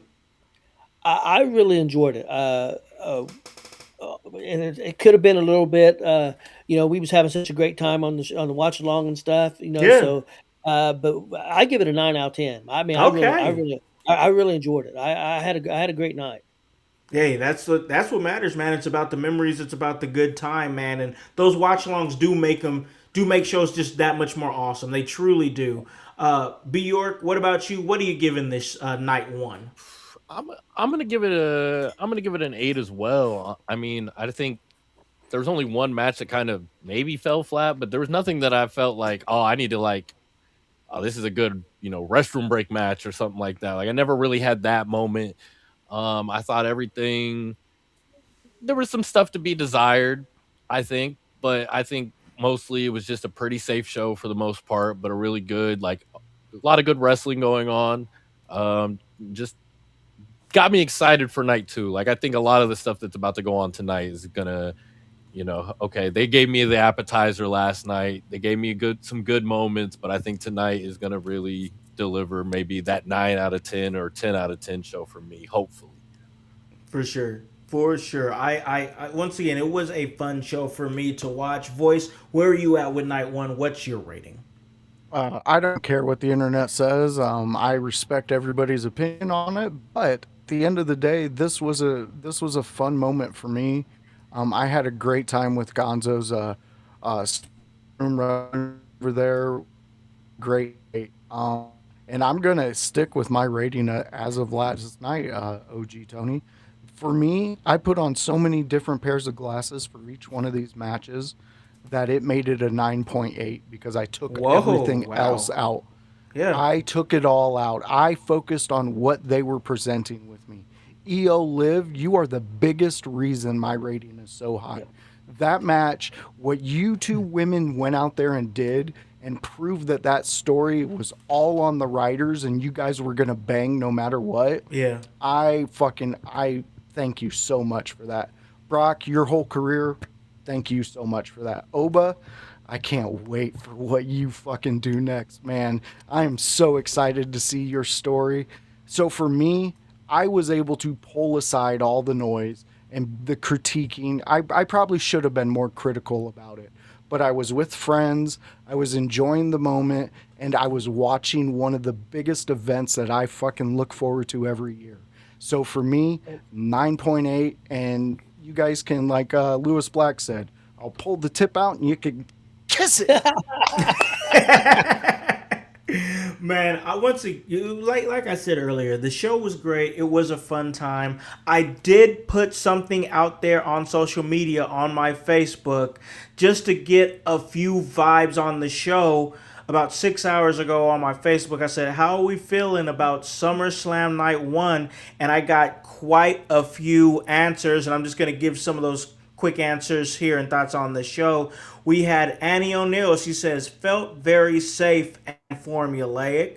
Annie Renee says it was fine, but nothing show-stopping. The ring gear and entrances were cool. We had Michael DeVore Jr., who joined us over here on Kick. He said, I love the opener. Thought the ladies did their thing to start the night off, but the rest of the show was what it was. I wanted more out of Hell in a Cell. Friend of the show, Aaron Grider, promoter over there, New Wave Pro.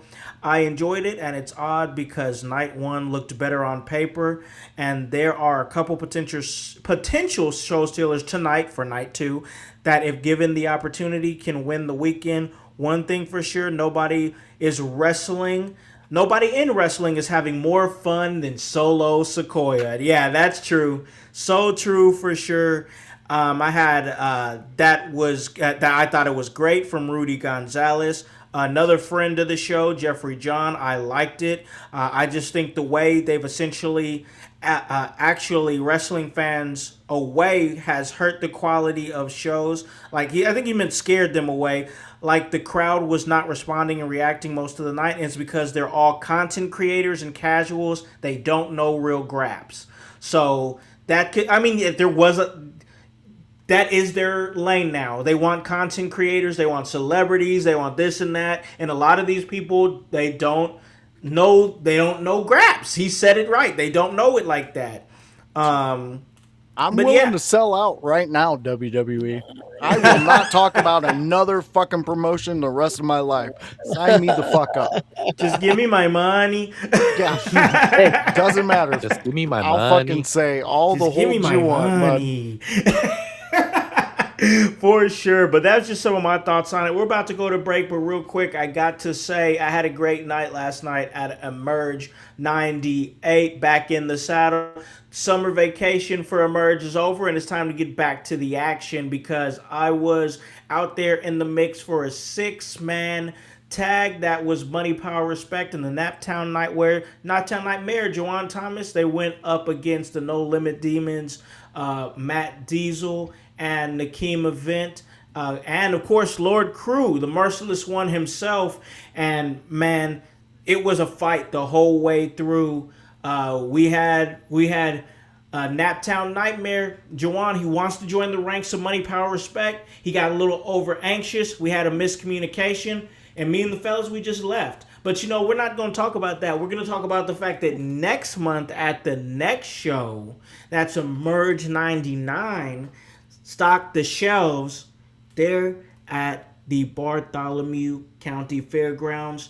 It is going to be a tag team championship match where the Dead Presidents, that's of course Jeremy Hadley and Chet Ripley, they're defending the championships against Money, Power, Respect. So MPR getting their first opportunities at the Tag Team Championships next month, September 5th. It's stocking the shelves, so make sure that you guys check that out. If you could come get some tickets, you can check it out at emergewrestling.com. We'll talk more about that as we get closer to that time. But guys, we got to take a break.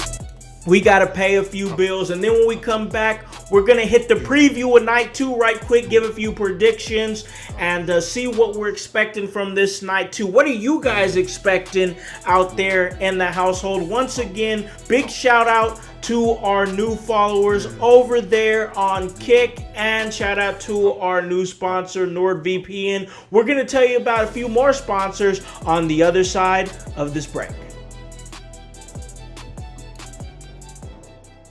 Hello everyone, it's the Pope Elijah Burke, founder and president of the Love Alive charity. I wanted to take this brief moment to share with you my charity's continued humanitarian efforts to positively impact the impoverished communities in and around the greater Jacksonville area. This cannot be possible without your support. If you'd be so kind, please take a moment to visit our website, love-alive.org, to learn more about the charity and its mission. Also, feel free to donate to our 501c3 organization that operates off of the donation of the public, which is you. Whether that be by website or via Cash App, $1 help makes a difference in the lives of others as we continue to positively influence many people by being the change that we wish to see in the world.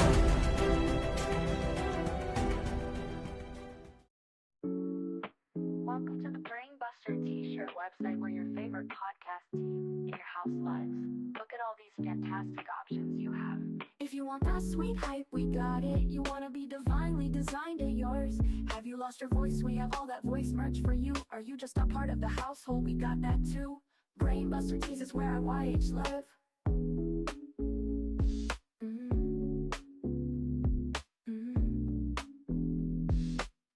Brainbuster Tees is where I YH live.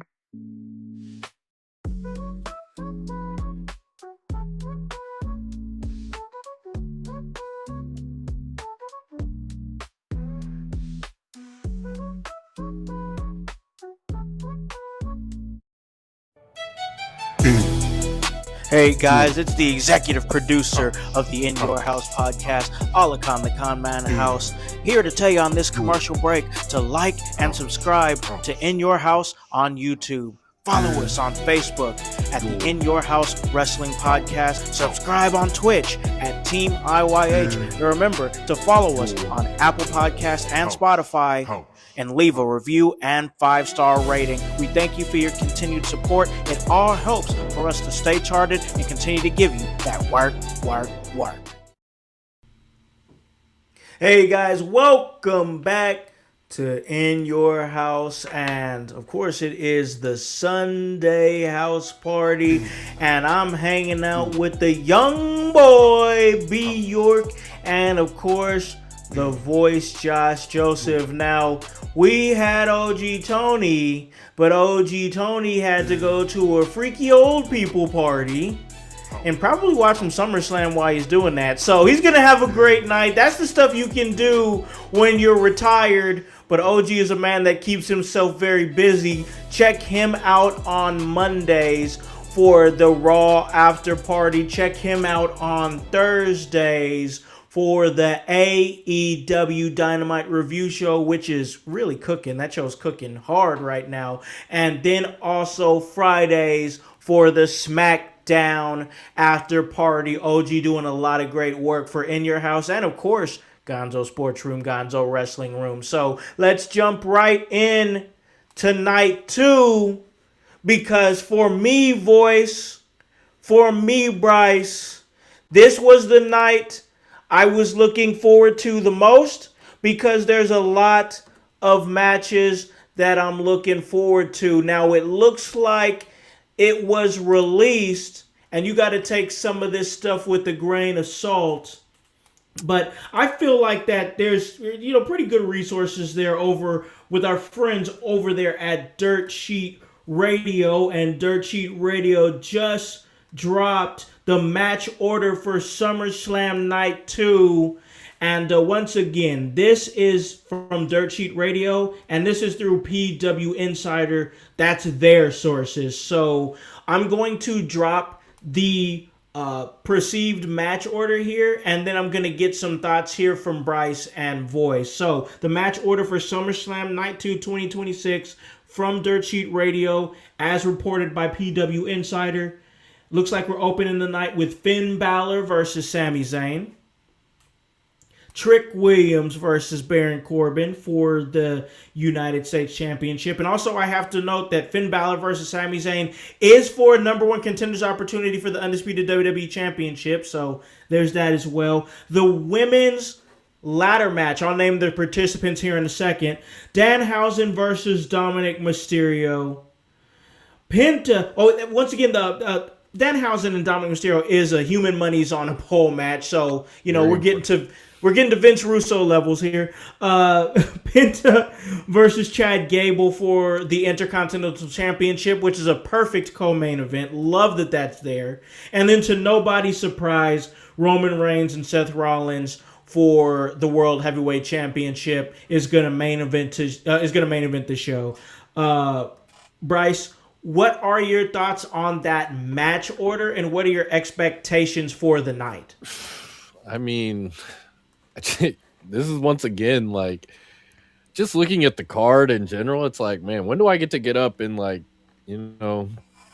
walk out of the room maybe for a second? Yeah, get something to eat, go take a piss. Like you got to order your food before the show starts. Before the show. And you just got to sprint to the bathroom when a match ends. Like you cannot hesitate. Like there's no break in this night. Every match is going to be really, every match should be really good. Like just off the top of my head, I cannot wait to see the ladder match. I'm always a fan of a multi-person ladder match. So to see the carnage, whatever kind of car crash that's going to be, Danhausen and Dirty Dom, like, I think they're get enough of Danhausen. I can't get enough of him. And then Finn is my guy, so like I'm really just excited to hopefully he can get this win, and I'm pushing hard for him for real. He can stack in, and hopefully he can get that belt finally, back.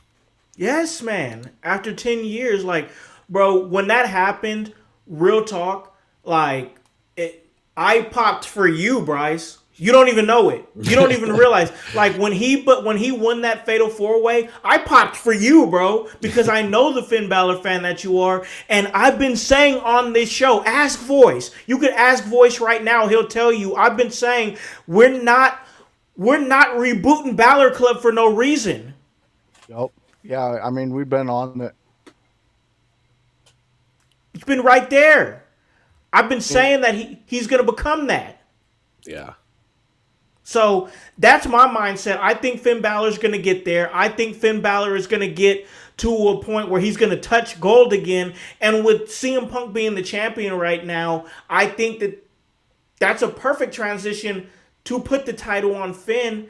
And then somebody else can get it after that. But, like, I think it's a strong possibility. Let's hit the chat real quick because we got a new chatter. Matthew Moore says, hey, guys, new here. Love this stuff. Thank you, bro. We appreciate that love. That means a lot. That means a lot for real.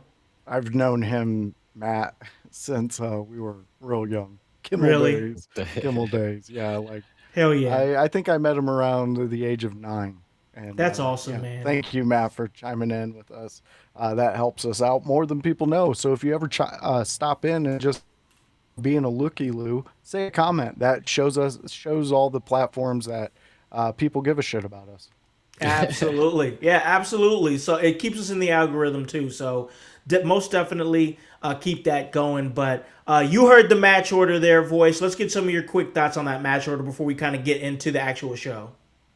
I'm 100% with you guys. This is the night to watch. My rating with that night one was so high because of the stories and my love of wrestling. Yeah. This has like the full card of just wrestling. Like you're gonna love what we're putting out here. And the stories that have been cooking. Obviously, Seth. Come on, who doesn't want to see this? Who doesn't want to be a part of this? Hopefully there's some chaos that happens. So my buddy Kevin. Oh no! Oh, did we lose Voice there for a little bit? I think we lost him there for a little. Yep, we glitched. He's glitching. There he is. I might have to back out and come back in, guys, to try to fix this issue. I don't know what's going on, but I'm excited for tonight. For sure. Most definitely. Let's jump into the show itself while Voice gets that figured out. Give him that opportunity. So, all right. Bryce, as you know, as I know, as us out there in the household know, you are a huge Finn Balor fan. And like I said earlier, when he won that Fatal 4-Way, I got excited for you, bro. But I also got excited for myself, too, because, Bryce, you were on the show. You were on that show. I think it was the last show you were on with this when I said when I said I'm swinging for the fences here.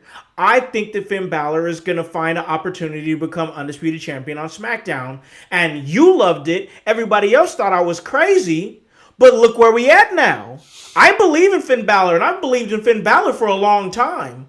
A long time.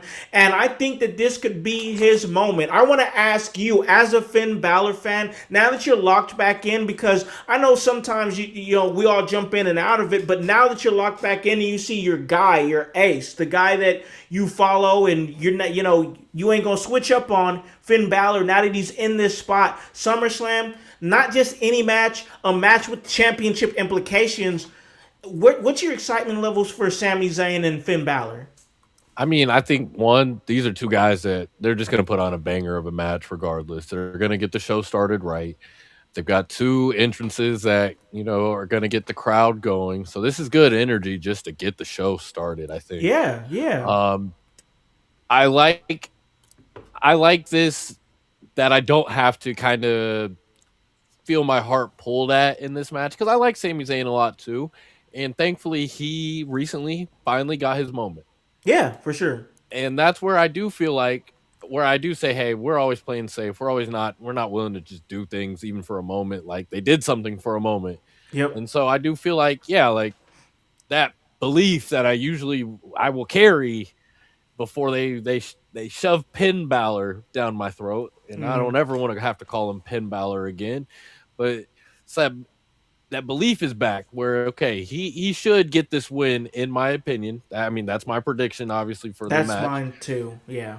And fuck, I could eat my words. That's just, the game is the game. But, like, I think, yeah, we're in a time where he is set up to kind of get right back to the top, kind of get where we can, on the entrance, boom, boom, and everyone's throwing their arms up. We're all hype with the lights, and Balor Club is hopefully back, and we can get him in there. I think, when we talk about who the fuck can beat up Oba, if Oba goes and takes that belt, shit, maybe hopefully the Demon or something, because that's what it's gonna take to fight a guy like that, or maybe he doesn't need the Demon to go beat CM Punk this time, or. Like we were talking about, Voice was talking about earlier, the dysfunction going on with, the bloodline could happen anytime. So it's like when you're a guy getting in those chances, like he's somebody who has those cards up his sleeve that hopefully can play in and kind of give him that edge. And like I said, get my guy to the top. I got this Funko Pop over here. I'll throw on almost every show we talk about. Man. Like, hey man, like Balor Club's forever over here. Hey, I'm in there. So that's why I say we're not doing Balor Club again for no reason. We got to be pushing towards something. So I wanted to get your thoughts on specifically Balor. We're gonna talk like match that you're most excited for, but I want to give it to Voice here now that we have him back here on the show. You are somebody who has advocated heavily for Danhausen, as have I. But anytime Danhausen's name comes up, you're the one that is, you love Danhausen, and you defend him and defend, all whatever. Well, he's been great, so there's not much to defend. But like, if there was something to defend, you defend it. Now, I think that going into this Human Money's on a Pole match, this match is kind of an underrated match here for me. But I know it's going to be goofy and silly and stuff like that. How important do you think it is that we see Danhausen wrestle in this match, especially going up against a young pillar in WWE such as Dominic Mysterio? How important do you think the wrestling in this match is going to be? I think it'll be very important for the naysayers, but the fans of him understand, like, the guy can wrestle. Like, it's not just a comedy act. But at the end of the day, is it going to please those people? Probably not. But as a guy who has sat back and watched his journey and has reached out to him and tried to get him on interviews and things like that, and just watched him grow into the wrestler where he wanted to be. I mean, he's been talking about the WWE since he started recording himself on cam. Yeah. And he's a pure fan of wrestling and all things, pop and like just culturally that we've grown up with pop culture and all that, like Simpsons. The dude he's a historian of the Simpsons. He is. So what me saying all that just is saying that right now you can be pissed off at Danhausen because you don't like the gimmick. Coach, we heard you. I don't know why you think your opinion's still relevant in the WWE. You were chanting for puppies back when you were in there. And attention, man. He wants attention. It's all about the attention. You weren't chanting for puppies? Well, I was, but I was like a 13, 14-year-old Same here. I was a kid. I was a kid. I knew no better. They were programming me. The role models were, making my brain say those things. Yeah. So I like where it's at. I think it's a fun gimmick match. It's a gimmick match. What like he's gonna wrestle some, and Dominic is at a level where he can make a guy like Danhausen look legit in the ring. So I'm looking forward to it. Yeah, I'm looking forward to it too. Okay, so let's jump into matches that we have some excitement for here, because I gotta be honest, fellas, I'm kind of stuck here because between Penta versus Chad Gable for the Intercontinental Championship, Finn Balor versus Sami Zayn, #1 contender for WWE Championship, and the ladder match for the interim WWE Women's Championship between Charlotte Flair, Jade Cargill, Tiffany Stratton, the United States Champion Tiffany Stratton, that is, Chelsea Green, and Lash Legend. Those are 3 matches that I'm like, I can't miss. I can't miss these matches. Bryce, what about you, man? Is there a match, couple matches, maybe one match that you were just like, I cannot miss this match? I'm locked into SummerSlam because of this match. If I don't miss anything outside of the main event, I can't miss this match. What is it? I can't miss Danhausen and Dirty Dom. Like, let's be honest. Okay. Like it's like the Knoxville Sami Zayn match from that WrestleMania, in the sense of like, if there was one match I have to go back and watch or something like that, it's gonna have to be that one, because this match is gonna be so ridiculous. Like, I know what I'm gonna get for the most part, no doubt, out of everything else. Let's be honest, and that's not being rude or anything. It's just like, hey, guys have movesets, guys do this and that. Anytime Danhausen is on screen, I don't know what the fuck is gonna happen. Yeah. like, what is he gonna summon to fight Dominic Mysterio at some point in this? Like, you don't fucking know. You don't know what's gonna happen. I mean, obviously the mini Housens will be around, I'm sure. There's gonna be some Judgment Day shenanigans, but like, what is gonna trump Dominic Mysterio at the end of this match? And what is the curse gonna do when he goes for the frog splash? Like, so I don't know. Do we have another thing to clone? I'm pretty sure if you get a cloning machine, you have plenty of things you want to clone. Yeah, so like, I don't know. I think that if there's a match you can't take your eyes off of, that's got to be it. Yeah, that's going to be a fun one for sure. I have interest in that because I think not only is it going to be fun, but I think Danhausen might shut down some naysayers, and we might see like some really decent wrestling from him on top of some fun, entertaining stuff. Voice, what about you? Is there a match that you're like most excited for this night too? I actually have a battle going on for which one I'm more excited to see. Okay. But it's between the women's ladder match and Trick and Corbin. Okay, all right. Because I like the story being told between Trick and Corbin. I like how it's going. I like the fact that Corbin has had to use dirty ways to get to Trick, and he gets to him. And now Trick is like, motherfucker, you got to stand in front of me now. So what's up now? And I'm really looking forward to that, because I think a lot of people that we've had in our chats who aren't big on Trick, I think this is going to be one of those matches where Trick has a standout performance, and so does Baron, because, I mean, I have full confidence Baron's going to make Trick look phenomenal. Yeah, I think we're gonna see a good side of Baron Corbin. Baron Corbin's been wrestling. It's not like he's just like not been doing anything since he left WWE. He's been wrestling in MLW, some other indie stuff. He's been wrestling. So like that's not the issue there. This match could turn out. And yeah, I'm still like on the side of who did Carmelo Hayes piss off? Because this spot felt tailor made for them to have such a huge match between, you know, Carmelo Hayes and Trick Williams for the United States Championship at SummerSlam, and it just didn't happen. Carmelo's off the card again. And that's crazy because he wasn't at WrestleMania. He didn't get the big Saudi Arabian payoff at Night of Champions, and now he's not on SummerSlam. Are we going to see Carmelo Hayes be all elite? Because what is going on? You know, I just don't know, but we'll talk about that as that story progresses. But let's jump into some predictions here to wrap this show up for this night two. We'll go around. We'll try to keep it tight here, and we'll go with the flow of the show that Dirt Sheet Radio had kind of put out there.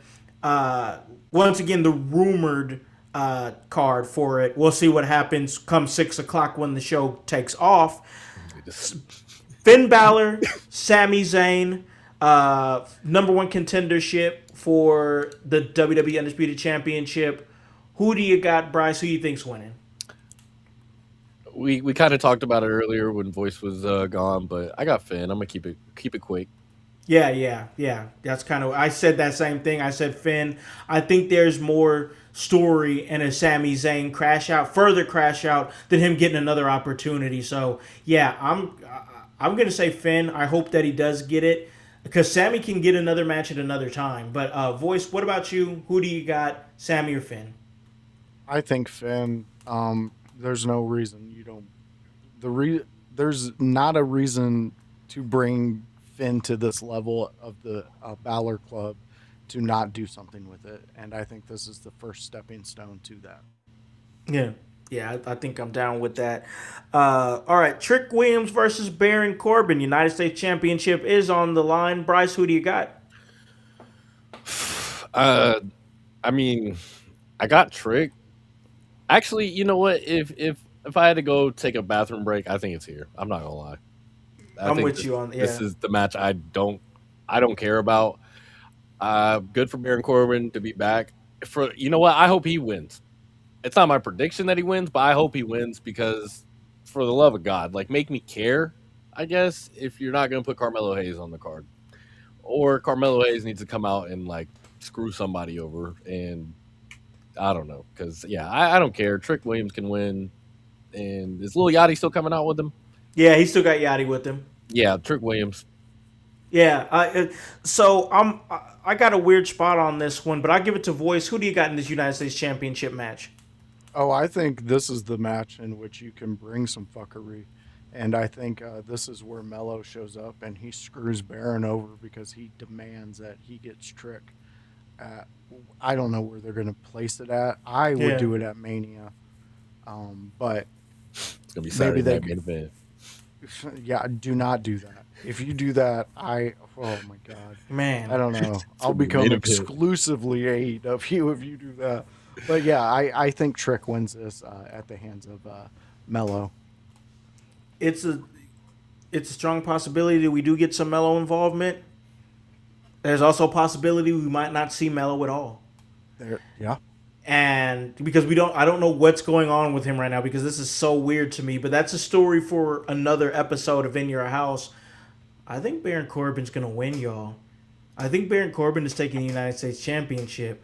I think Trick Williams might rematch for it and then move on to possibly finding himself in that Undisputed Championship conversation. If WWE is smart, if they listen to podcasts like this, like I know AEW listens to podcasts like this. If Voice, you already know we talk about it every Thursday. Every Thursday we're like, dang, are they listening to us? Because every time they're switching things up that we're talking about. If they hear anything we're saying, it's the fact that you got guys that are, 40, almost 50 that are your world heavyweight champions when you have a young, hungry roster. And you're not putting... Brock Lesnar won his first championship at 25. We're letting these guys do what now? Like, come on, man. I get it. We want to try to get every little last bit that we can out of the Codys and the Punks and the Romans and the Rollins. But at the same time, we had the Codys and the Seths and the Punks. They were the ones that were saying back in 2009, get these guys out of here. Come on. It's the game. Come on. It's time. It's time. So, yeah, I think Baron Corbin wins the United States Championship, and then Trick Williams goes on to something bigger and better. All right, let's move on here to the interim WWE Women's Championship. Charlotte Flair, Jade Cargill, Tiffany Stratton, Chelsea Green, Lash Legend.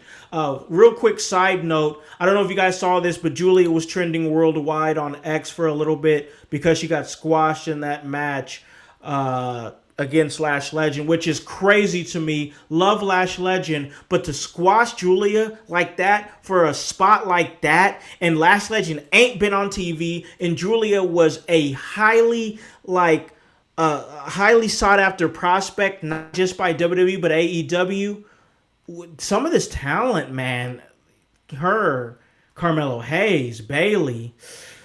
Whew, once again, it's a whole nother conversation that we could have. But Bryce, where are you at? Who do you think is going to win the interim WWE Women's Championship?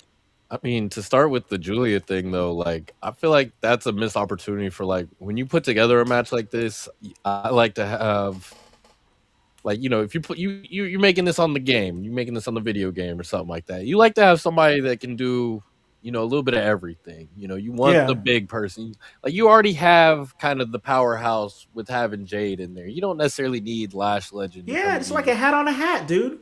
Yeah, so I feel like you just missed an opportunity there with just diversifying that field in a different way. I think I got Charlotte Flair. Okay. I don't know. I mean, I don't know if I'm behind anybody in this match necessarily. Like, I think I would have liked that last spot to go to somebody even like Blake Monroe. Like, why couldn't we get her involved? JC Jane. Yeah, like, I don't know. I just think it could have been somebody else in that spot. We could have actually had somebody worth. I'm not saying that it's not worth giving the title to any lady on here. Like, the only surprise, I guess Lash Legend would be a surprise, but like, okay, if Chelsea Green won, I would be genuinely shocked. I'd be shocked. I'd be happy, but I'd be shocked. Yeah, everyone else, I'm like, all right, it's a little bit of a toss-up, and that can be a good thing because I don't think, like, Charlotte, Jade, and Tiffany, they all feel like possible winners to me. Well, we can get Tiffy 2 titles. Yeah, so, I mean, you've got something to play off with those three where I think they all win, but I'm taking Charlotte Flair. Got you. Voice, what about you? Where you at? My choices is between Charlotte and Jade because, honestly, I don't see the point of Chelsea Green being in this match. And it's like a coin flip that Tiffy's in this match.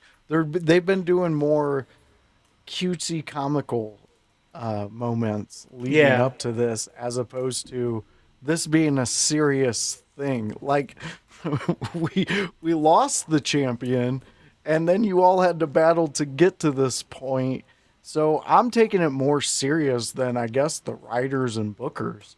And that's where I put it because, to me, either one of those two women can be the piece that needs to be for the women's division on SmackDown. Flair, I think she's due it. I mean, honestly, she's put in the work since she's come back. Yep. She really changed us around on how we felt about her presentation, and she's really proven some really big moves as a character-wise. She looks at the top of her game. Yeah. Looks like she's never been happier. Fan interactions are huge with her nowadays. I think you got to kind of go Charlotte.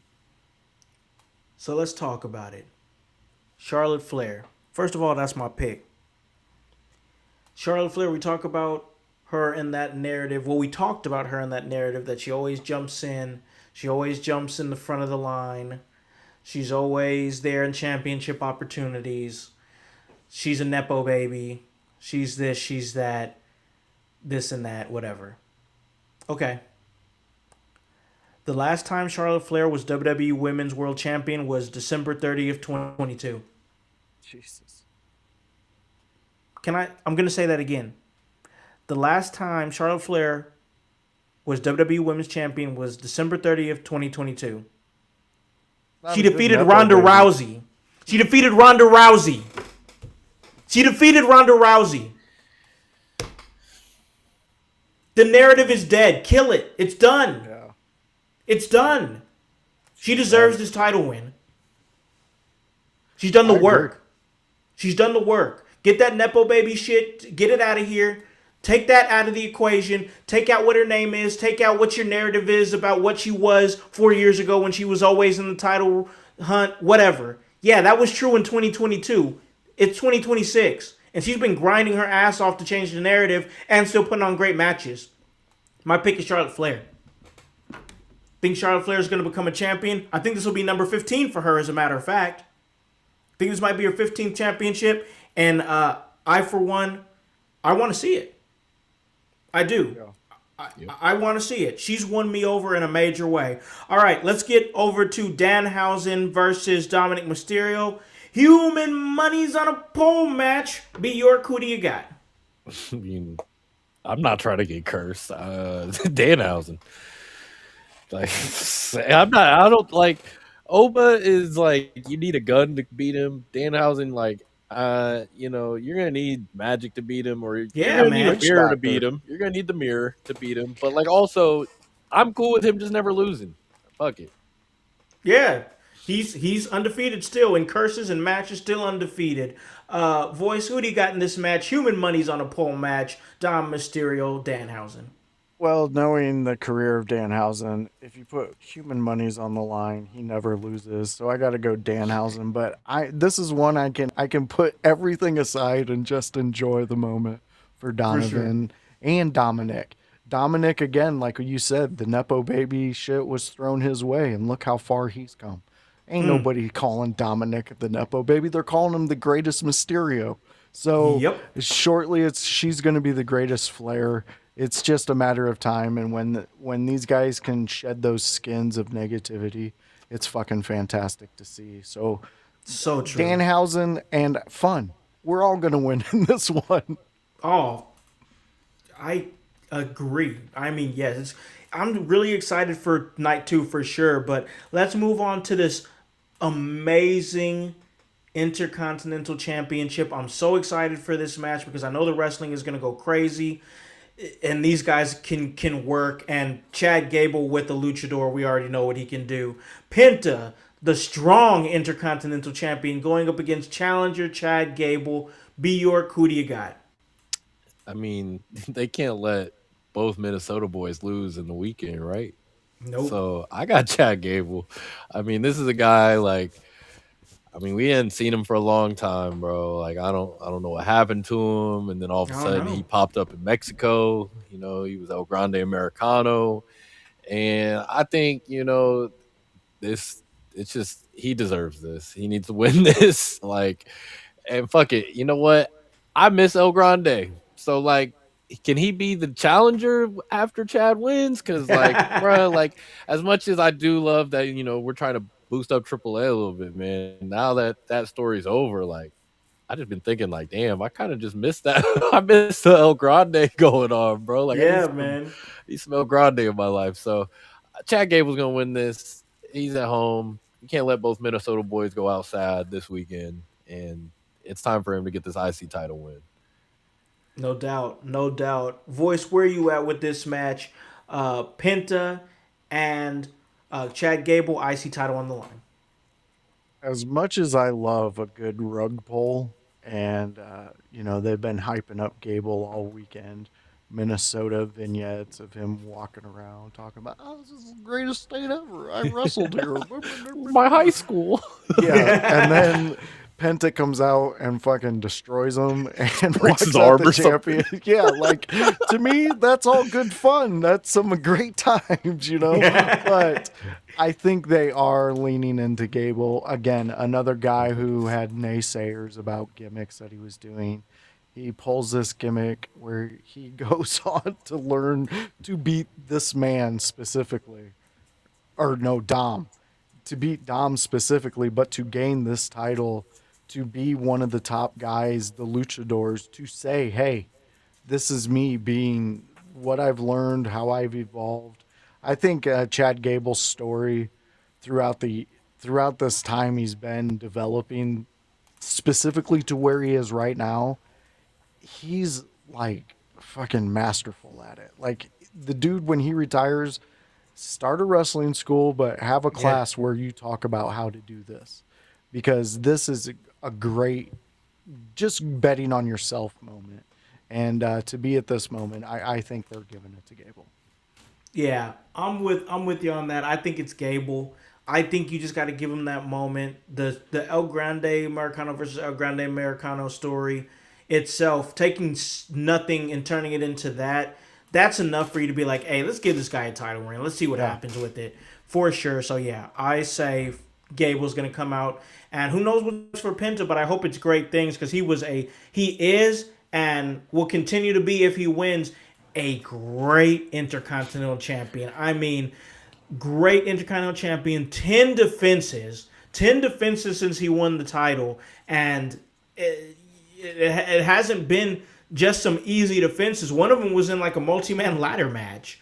So like, dude's just solid. I love Penta. I'm a huge fan, and I hope if he does lose tonight, whatever he does next, it's world title conversations, man. You need to go find his brother.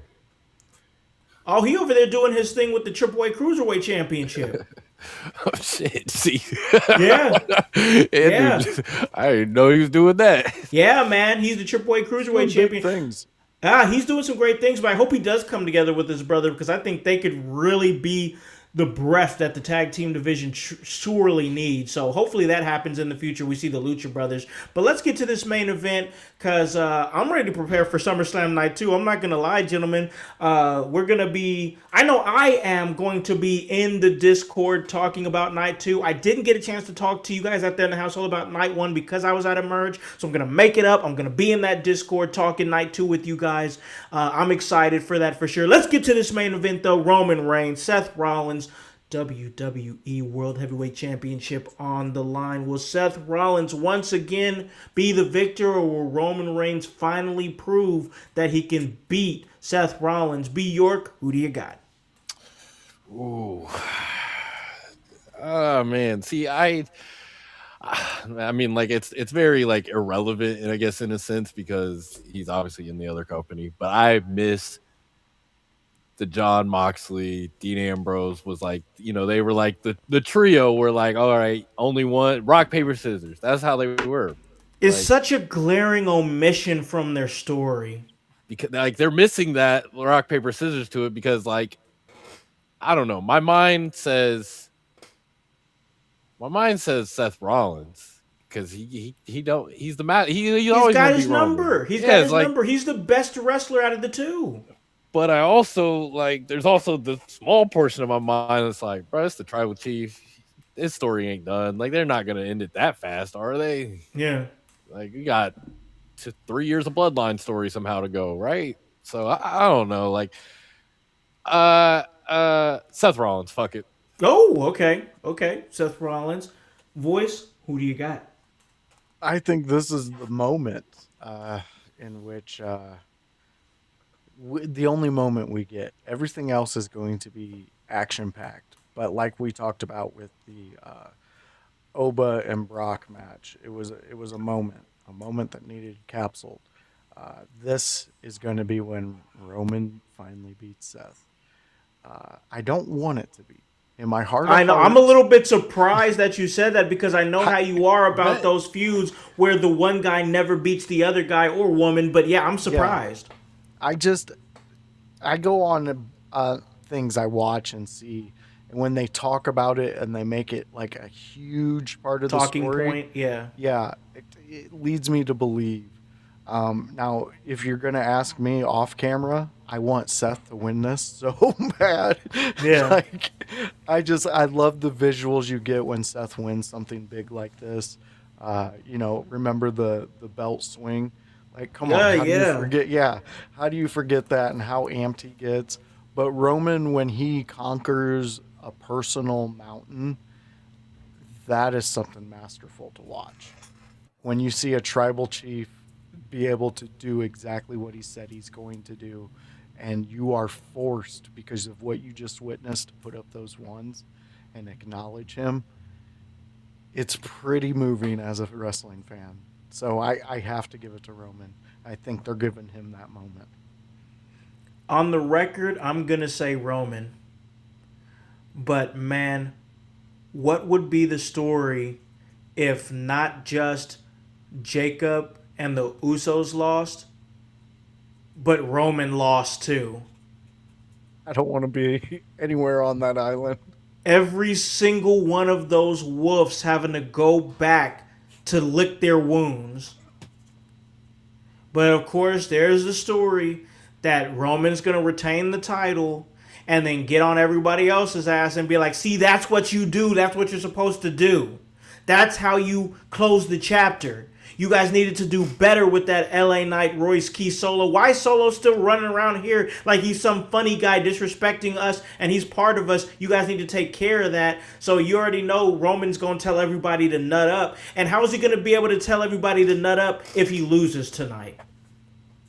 True. So that's my mindset. I think my official pick is Roman, but man, I think there's a story if every single one of those wolves has to go back to their den and lick their wounds. That would be compelling television, I think. What would be the story? Do you got to bring the wise man back in? Do you got to go crawling back to the wise man and try to fix all of this? Because you don't got the title. You just had 3 random guys beat the other 3 members of the bloodline. If there's an absolute collapse of the bloodline tonight, you got to ask, is the bloodline as vicious as they were a few years ago? Oh, you got to have some questions. I almost want to see Roman lose just to see absolute failure within the ranks of the bloodline, because we've never seen that. We've never seen every last one of them just outright lose and be like, damn, we're at the bottom. Dude, I'd like to see that. I don't even think you realize the portrait you're painting there, because just imagine if you let that cook for a few weeks after SummerSlam. Yeah. And then across the island, you have Haku and his sons tearing up. Then Haku makes a deal with them to help them get to there's your new wise man. Haku. Oh, there's your new wise man, because Haku did return. They don't even need all due respect to Paul Heyman, of course, but like Haku might be able to murder that role. I think he would. I mean, realistically, how are you going to explain Paul Heyman coming back? Good point. You know what? I didn't even factor the Haku thing in because I forgot about it. But that is a huge talking point from SmackDown for sure. Yeah, I mean, I'm just saying there's possibilities in which you could do something like that, and I think it would look really good. And plus, Haku leading a family. Oh, Get man. the fuck out of here. That was so epic, bro. I was so happy to see Haku as an on-screen character again. But yeah, I think this night's going to bang. Night 2 is going to be great. I'm excited for it. We're going to be checking it out. And I know I'm going to be here with my fam checking it out, doing our thing. But let's get some final thoughts here. Bryce, what are your expectations for SummerSlam Night 2? And yeah, what do you think we're going to get? Do you think it'll be a great night, decent night? Do you think it'll be an ABC? Just some expectations. I think it's going to be a good night. I think we're going to get a B+, A- night. That's my expectations. I'm not expecting perfection. Sure. I think there's going to be something desired after a couple matches, I'm sure, and that's what's going to go ahead and let me take that notch a couple down for myself before I get in there. And I'm like, is this going to be this and this and this? Are they going to moonsault 360 spiral tap off a ladder or something? Like, I don't want to walk in with any of those type of thoughts, but just excited for a good night. I just gotta figure out what I'm gonna eat tonight. Like, Same here, bro. I'm in that same bag for real. Can Not we even get a gonna lie, Pizza I'm in Hut that same sponsor? bag. We need something like that. Domino's Wingstop? sponsor us. Wingstop Take sponsor Wingstop. us. Take some Wingstop, yeah. B-dubs, anything. I need my official meal of these damn pay-per-view nights. Yeah, no doubt. I'm with you on that one. Voice, what about you, man? Expectations. What are you thinking from tonight, man? Well, we talk about wrestling all the time. I mean, we're at 6 shows a week. What I've loved about this SummerSlam from night one is I got to be a fan of wrestling and just watch it and love it for what it is. So I'm going to set my expectations like Bryce is going. I'm going to go a little low because those are my expectations. My reality, that's got room to grow. So I'm going to be the patient guy just waiting for his lap dance at the strip club, waiting for that rise. So I'm going to put it down at like let's say a 7, a C, and I can go from there. I mean, come on. Like, you go I know it's there. going to be huge, and I'm just looking forward to watching some great wrestling like we did with Gonzo yesterday. It was a lot of fun, and this SummerSlam has been a lot of fun for me as a fan. For sure. I've enjoyed the weekend so far when I got a chance to catch up. Now I'm not doing wrestling things myself, which I love to do. I love being involved in the merge and being out there on that mix and being a part of the show. I love it. But I love being able to sit down with my family, hop up in the Discord with the household and be like, oh, look at this crazy shit that just happened. I'm excited to do that tonight. That's going to make my Sunday night, man. And listen, another thing that doesn't make my Sunday night, but it makes every single day for me, before we head out, I got to give a quick shout out to our friends over at Goalie Nutrition. Whether you're looking for the apple cider vinegar gummies, ashwagandha, or other wellness supplements to help keep you at the top of your game, Goalie has you covered. Head over to goalie.com and use promo code IYH at checkout to save 25% off your order. A great way to support your health while supporting In Your House. So let's wrap this thing up here because, Bryce, we're happy to have you back on the show to talk some SummerSlam with us. I know we've talked about you bringing this like iRacing sim situation in your house. That needs to happen, bro. Like, we need to get that thing in the mix. I know I emailed you some logos and whatnot. Also, our new sponsors. I got those to you, or maybe I didn't hit send. I got to check. But where can they catch you in everything you're doing, man? Shoot, bro. I mean, every once in a while, I might throw a little post on the Facebook. Like you said, I'm driving around on this iRacing shit. Hold up, let me grab this. I got this whole thing. I got this whole wheel in my room. Oh shoot, okay. I'm zooming around the track. There's pedals at my feet. Ricky Bobby over there. I'm full on Ricky Bobby over here. Yeah, man. I currently got a good friend of mine. His name is Zach. He's gonna be we're gonna putting together like a in your house car for me. Like I've been driving around in this Cody Rhodes skin. I don't know if we're gonna either put it on a truck or a car. I ain't really decided yet, but just something that I can kind of ride around on the game with IYH. I even sent him our sponsor logo. So I mean, Goalie Nutrition is gonna be on my paint scheme. That NordVPN is gonna be on the paint scheme. The website will be on the paint scheme. So hell yeah, just anything we need on there. Our YouTube, our Twitch. I'm shouting us out while I'm driving around the track. So hey, if unfortunately I'm passing you by, hopefully you get to read Team IYH on Twitch, In Your House on YouTube. You read that as I'm going by and you go, oh damn, that guy's really fast. While I'm so slow, I might as well go check out what they're doing over there. So no doubt, man. I love it. Yeah, we definitely I know that you shared that on the Facebook and people were really into it. So yeah, definitely I think that's something we should grow and keep going for sure. I love the fact that we could get our own car. That would be awesome. And we'll feature it here on the show for sure. That's really cool. The way we're integrating all this gaming stuff into In Your House is something that I really love. But somebody out there who's doing some great work, I call him the workhorse of IYH. I mean, this is, I believe, his 6th show in a row here. That's the voice, Josh Joseph, man. He's out there killing it with that passion for podcasting, bro. Where can they catch you and everything you're doing? All right, fans, you can stop in on Tuesday and catch me, Kevin Calloway, and Bruzy, the Bruise Cruise, where we talk Monday Night Raw. It's the Monday Night Raw recap show with Bruzy, Kevin Calloway, and The Voice. guys, this has been fun with them. They're really buying into the project that we're doing here at In Your House, and you fans are buying into it also. We see it. You guys show up. You guys discuss every topic with us, because in the show everybody gets a topic. We bring it to you guys, bring the discussion, and the chat goes into multiple directions and stays focused. So I don't know how you guys do it. Adderall's a hell of a drug, but keep doing it. You can catch us at 6:15 when we go live on Tuesday there. If you like WCW and you like to go back in time and you like two friends just having a good time, Hell yeah. come hang out with us. We are going into the United States title picture, and we're going to dive into a really fun match, one of my favorite matches out of WCW. You guys are going to see one of the participants in it and be like, "Boys, shut the fuck up. We've heard all the shit you've talked about this guy." Well, this match. Hear him the other out, guy- though. Hear him out. Yes, it's a great, great match. It's one of my all-time favorites, and I can't wait to watch it and share it with you guys, and me and House sit around and talk about it, because it's a great one. Join the Discord. These are how you get these little things before everybody else.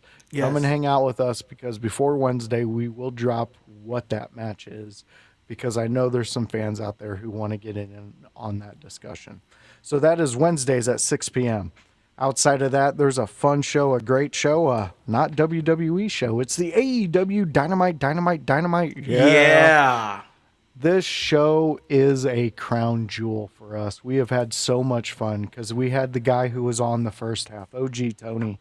This guy, he does more work than me. House calls me the workhorse, but OG Tony's been doing 6 shows a week forever. Like the guy, he takes breaks now. He's taking a break Friday, so I'll be joining Chris Gonzalez on Friday for the SmackDown After Dark show. It's what we're doing with Gonzo Sports Room and Wrestling Room is something special, and the key factor is they're buying in on it. They're understanding what we're doing, and they're like, "Let's go. We understand you guys. We trust you guys. Let's go."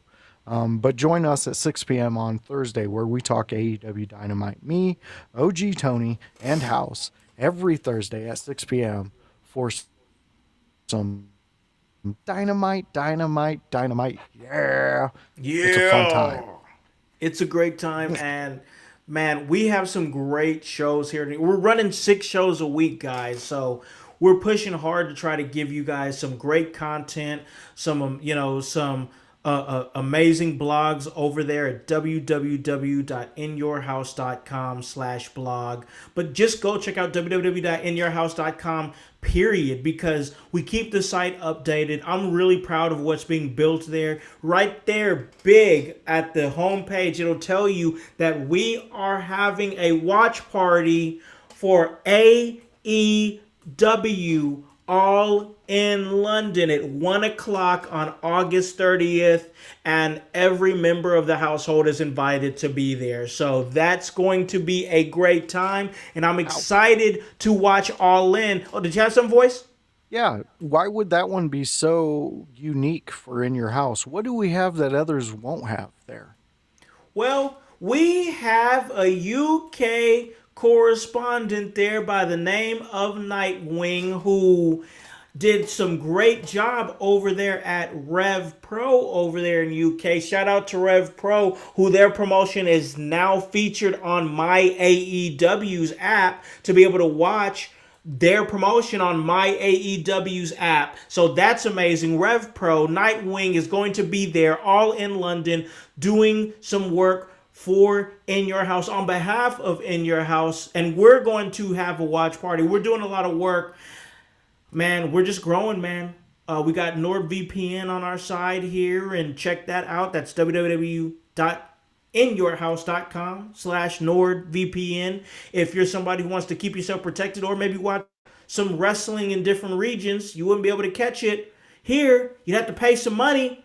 You give a little bit to NordVPN, let them know In Your House sent you. You can watch whatever wrestling you want on any region of the planet. All you got to do is switch that up a little bit. Boom, boom, boom.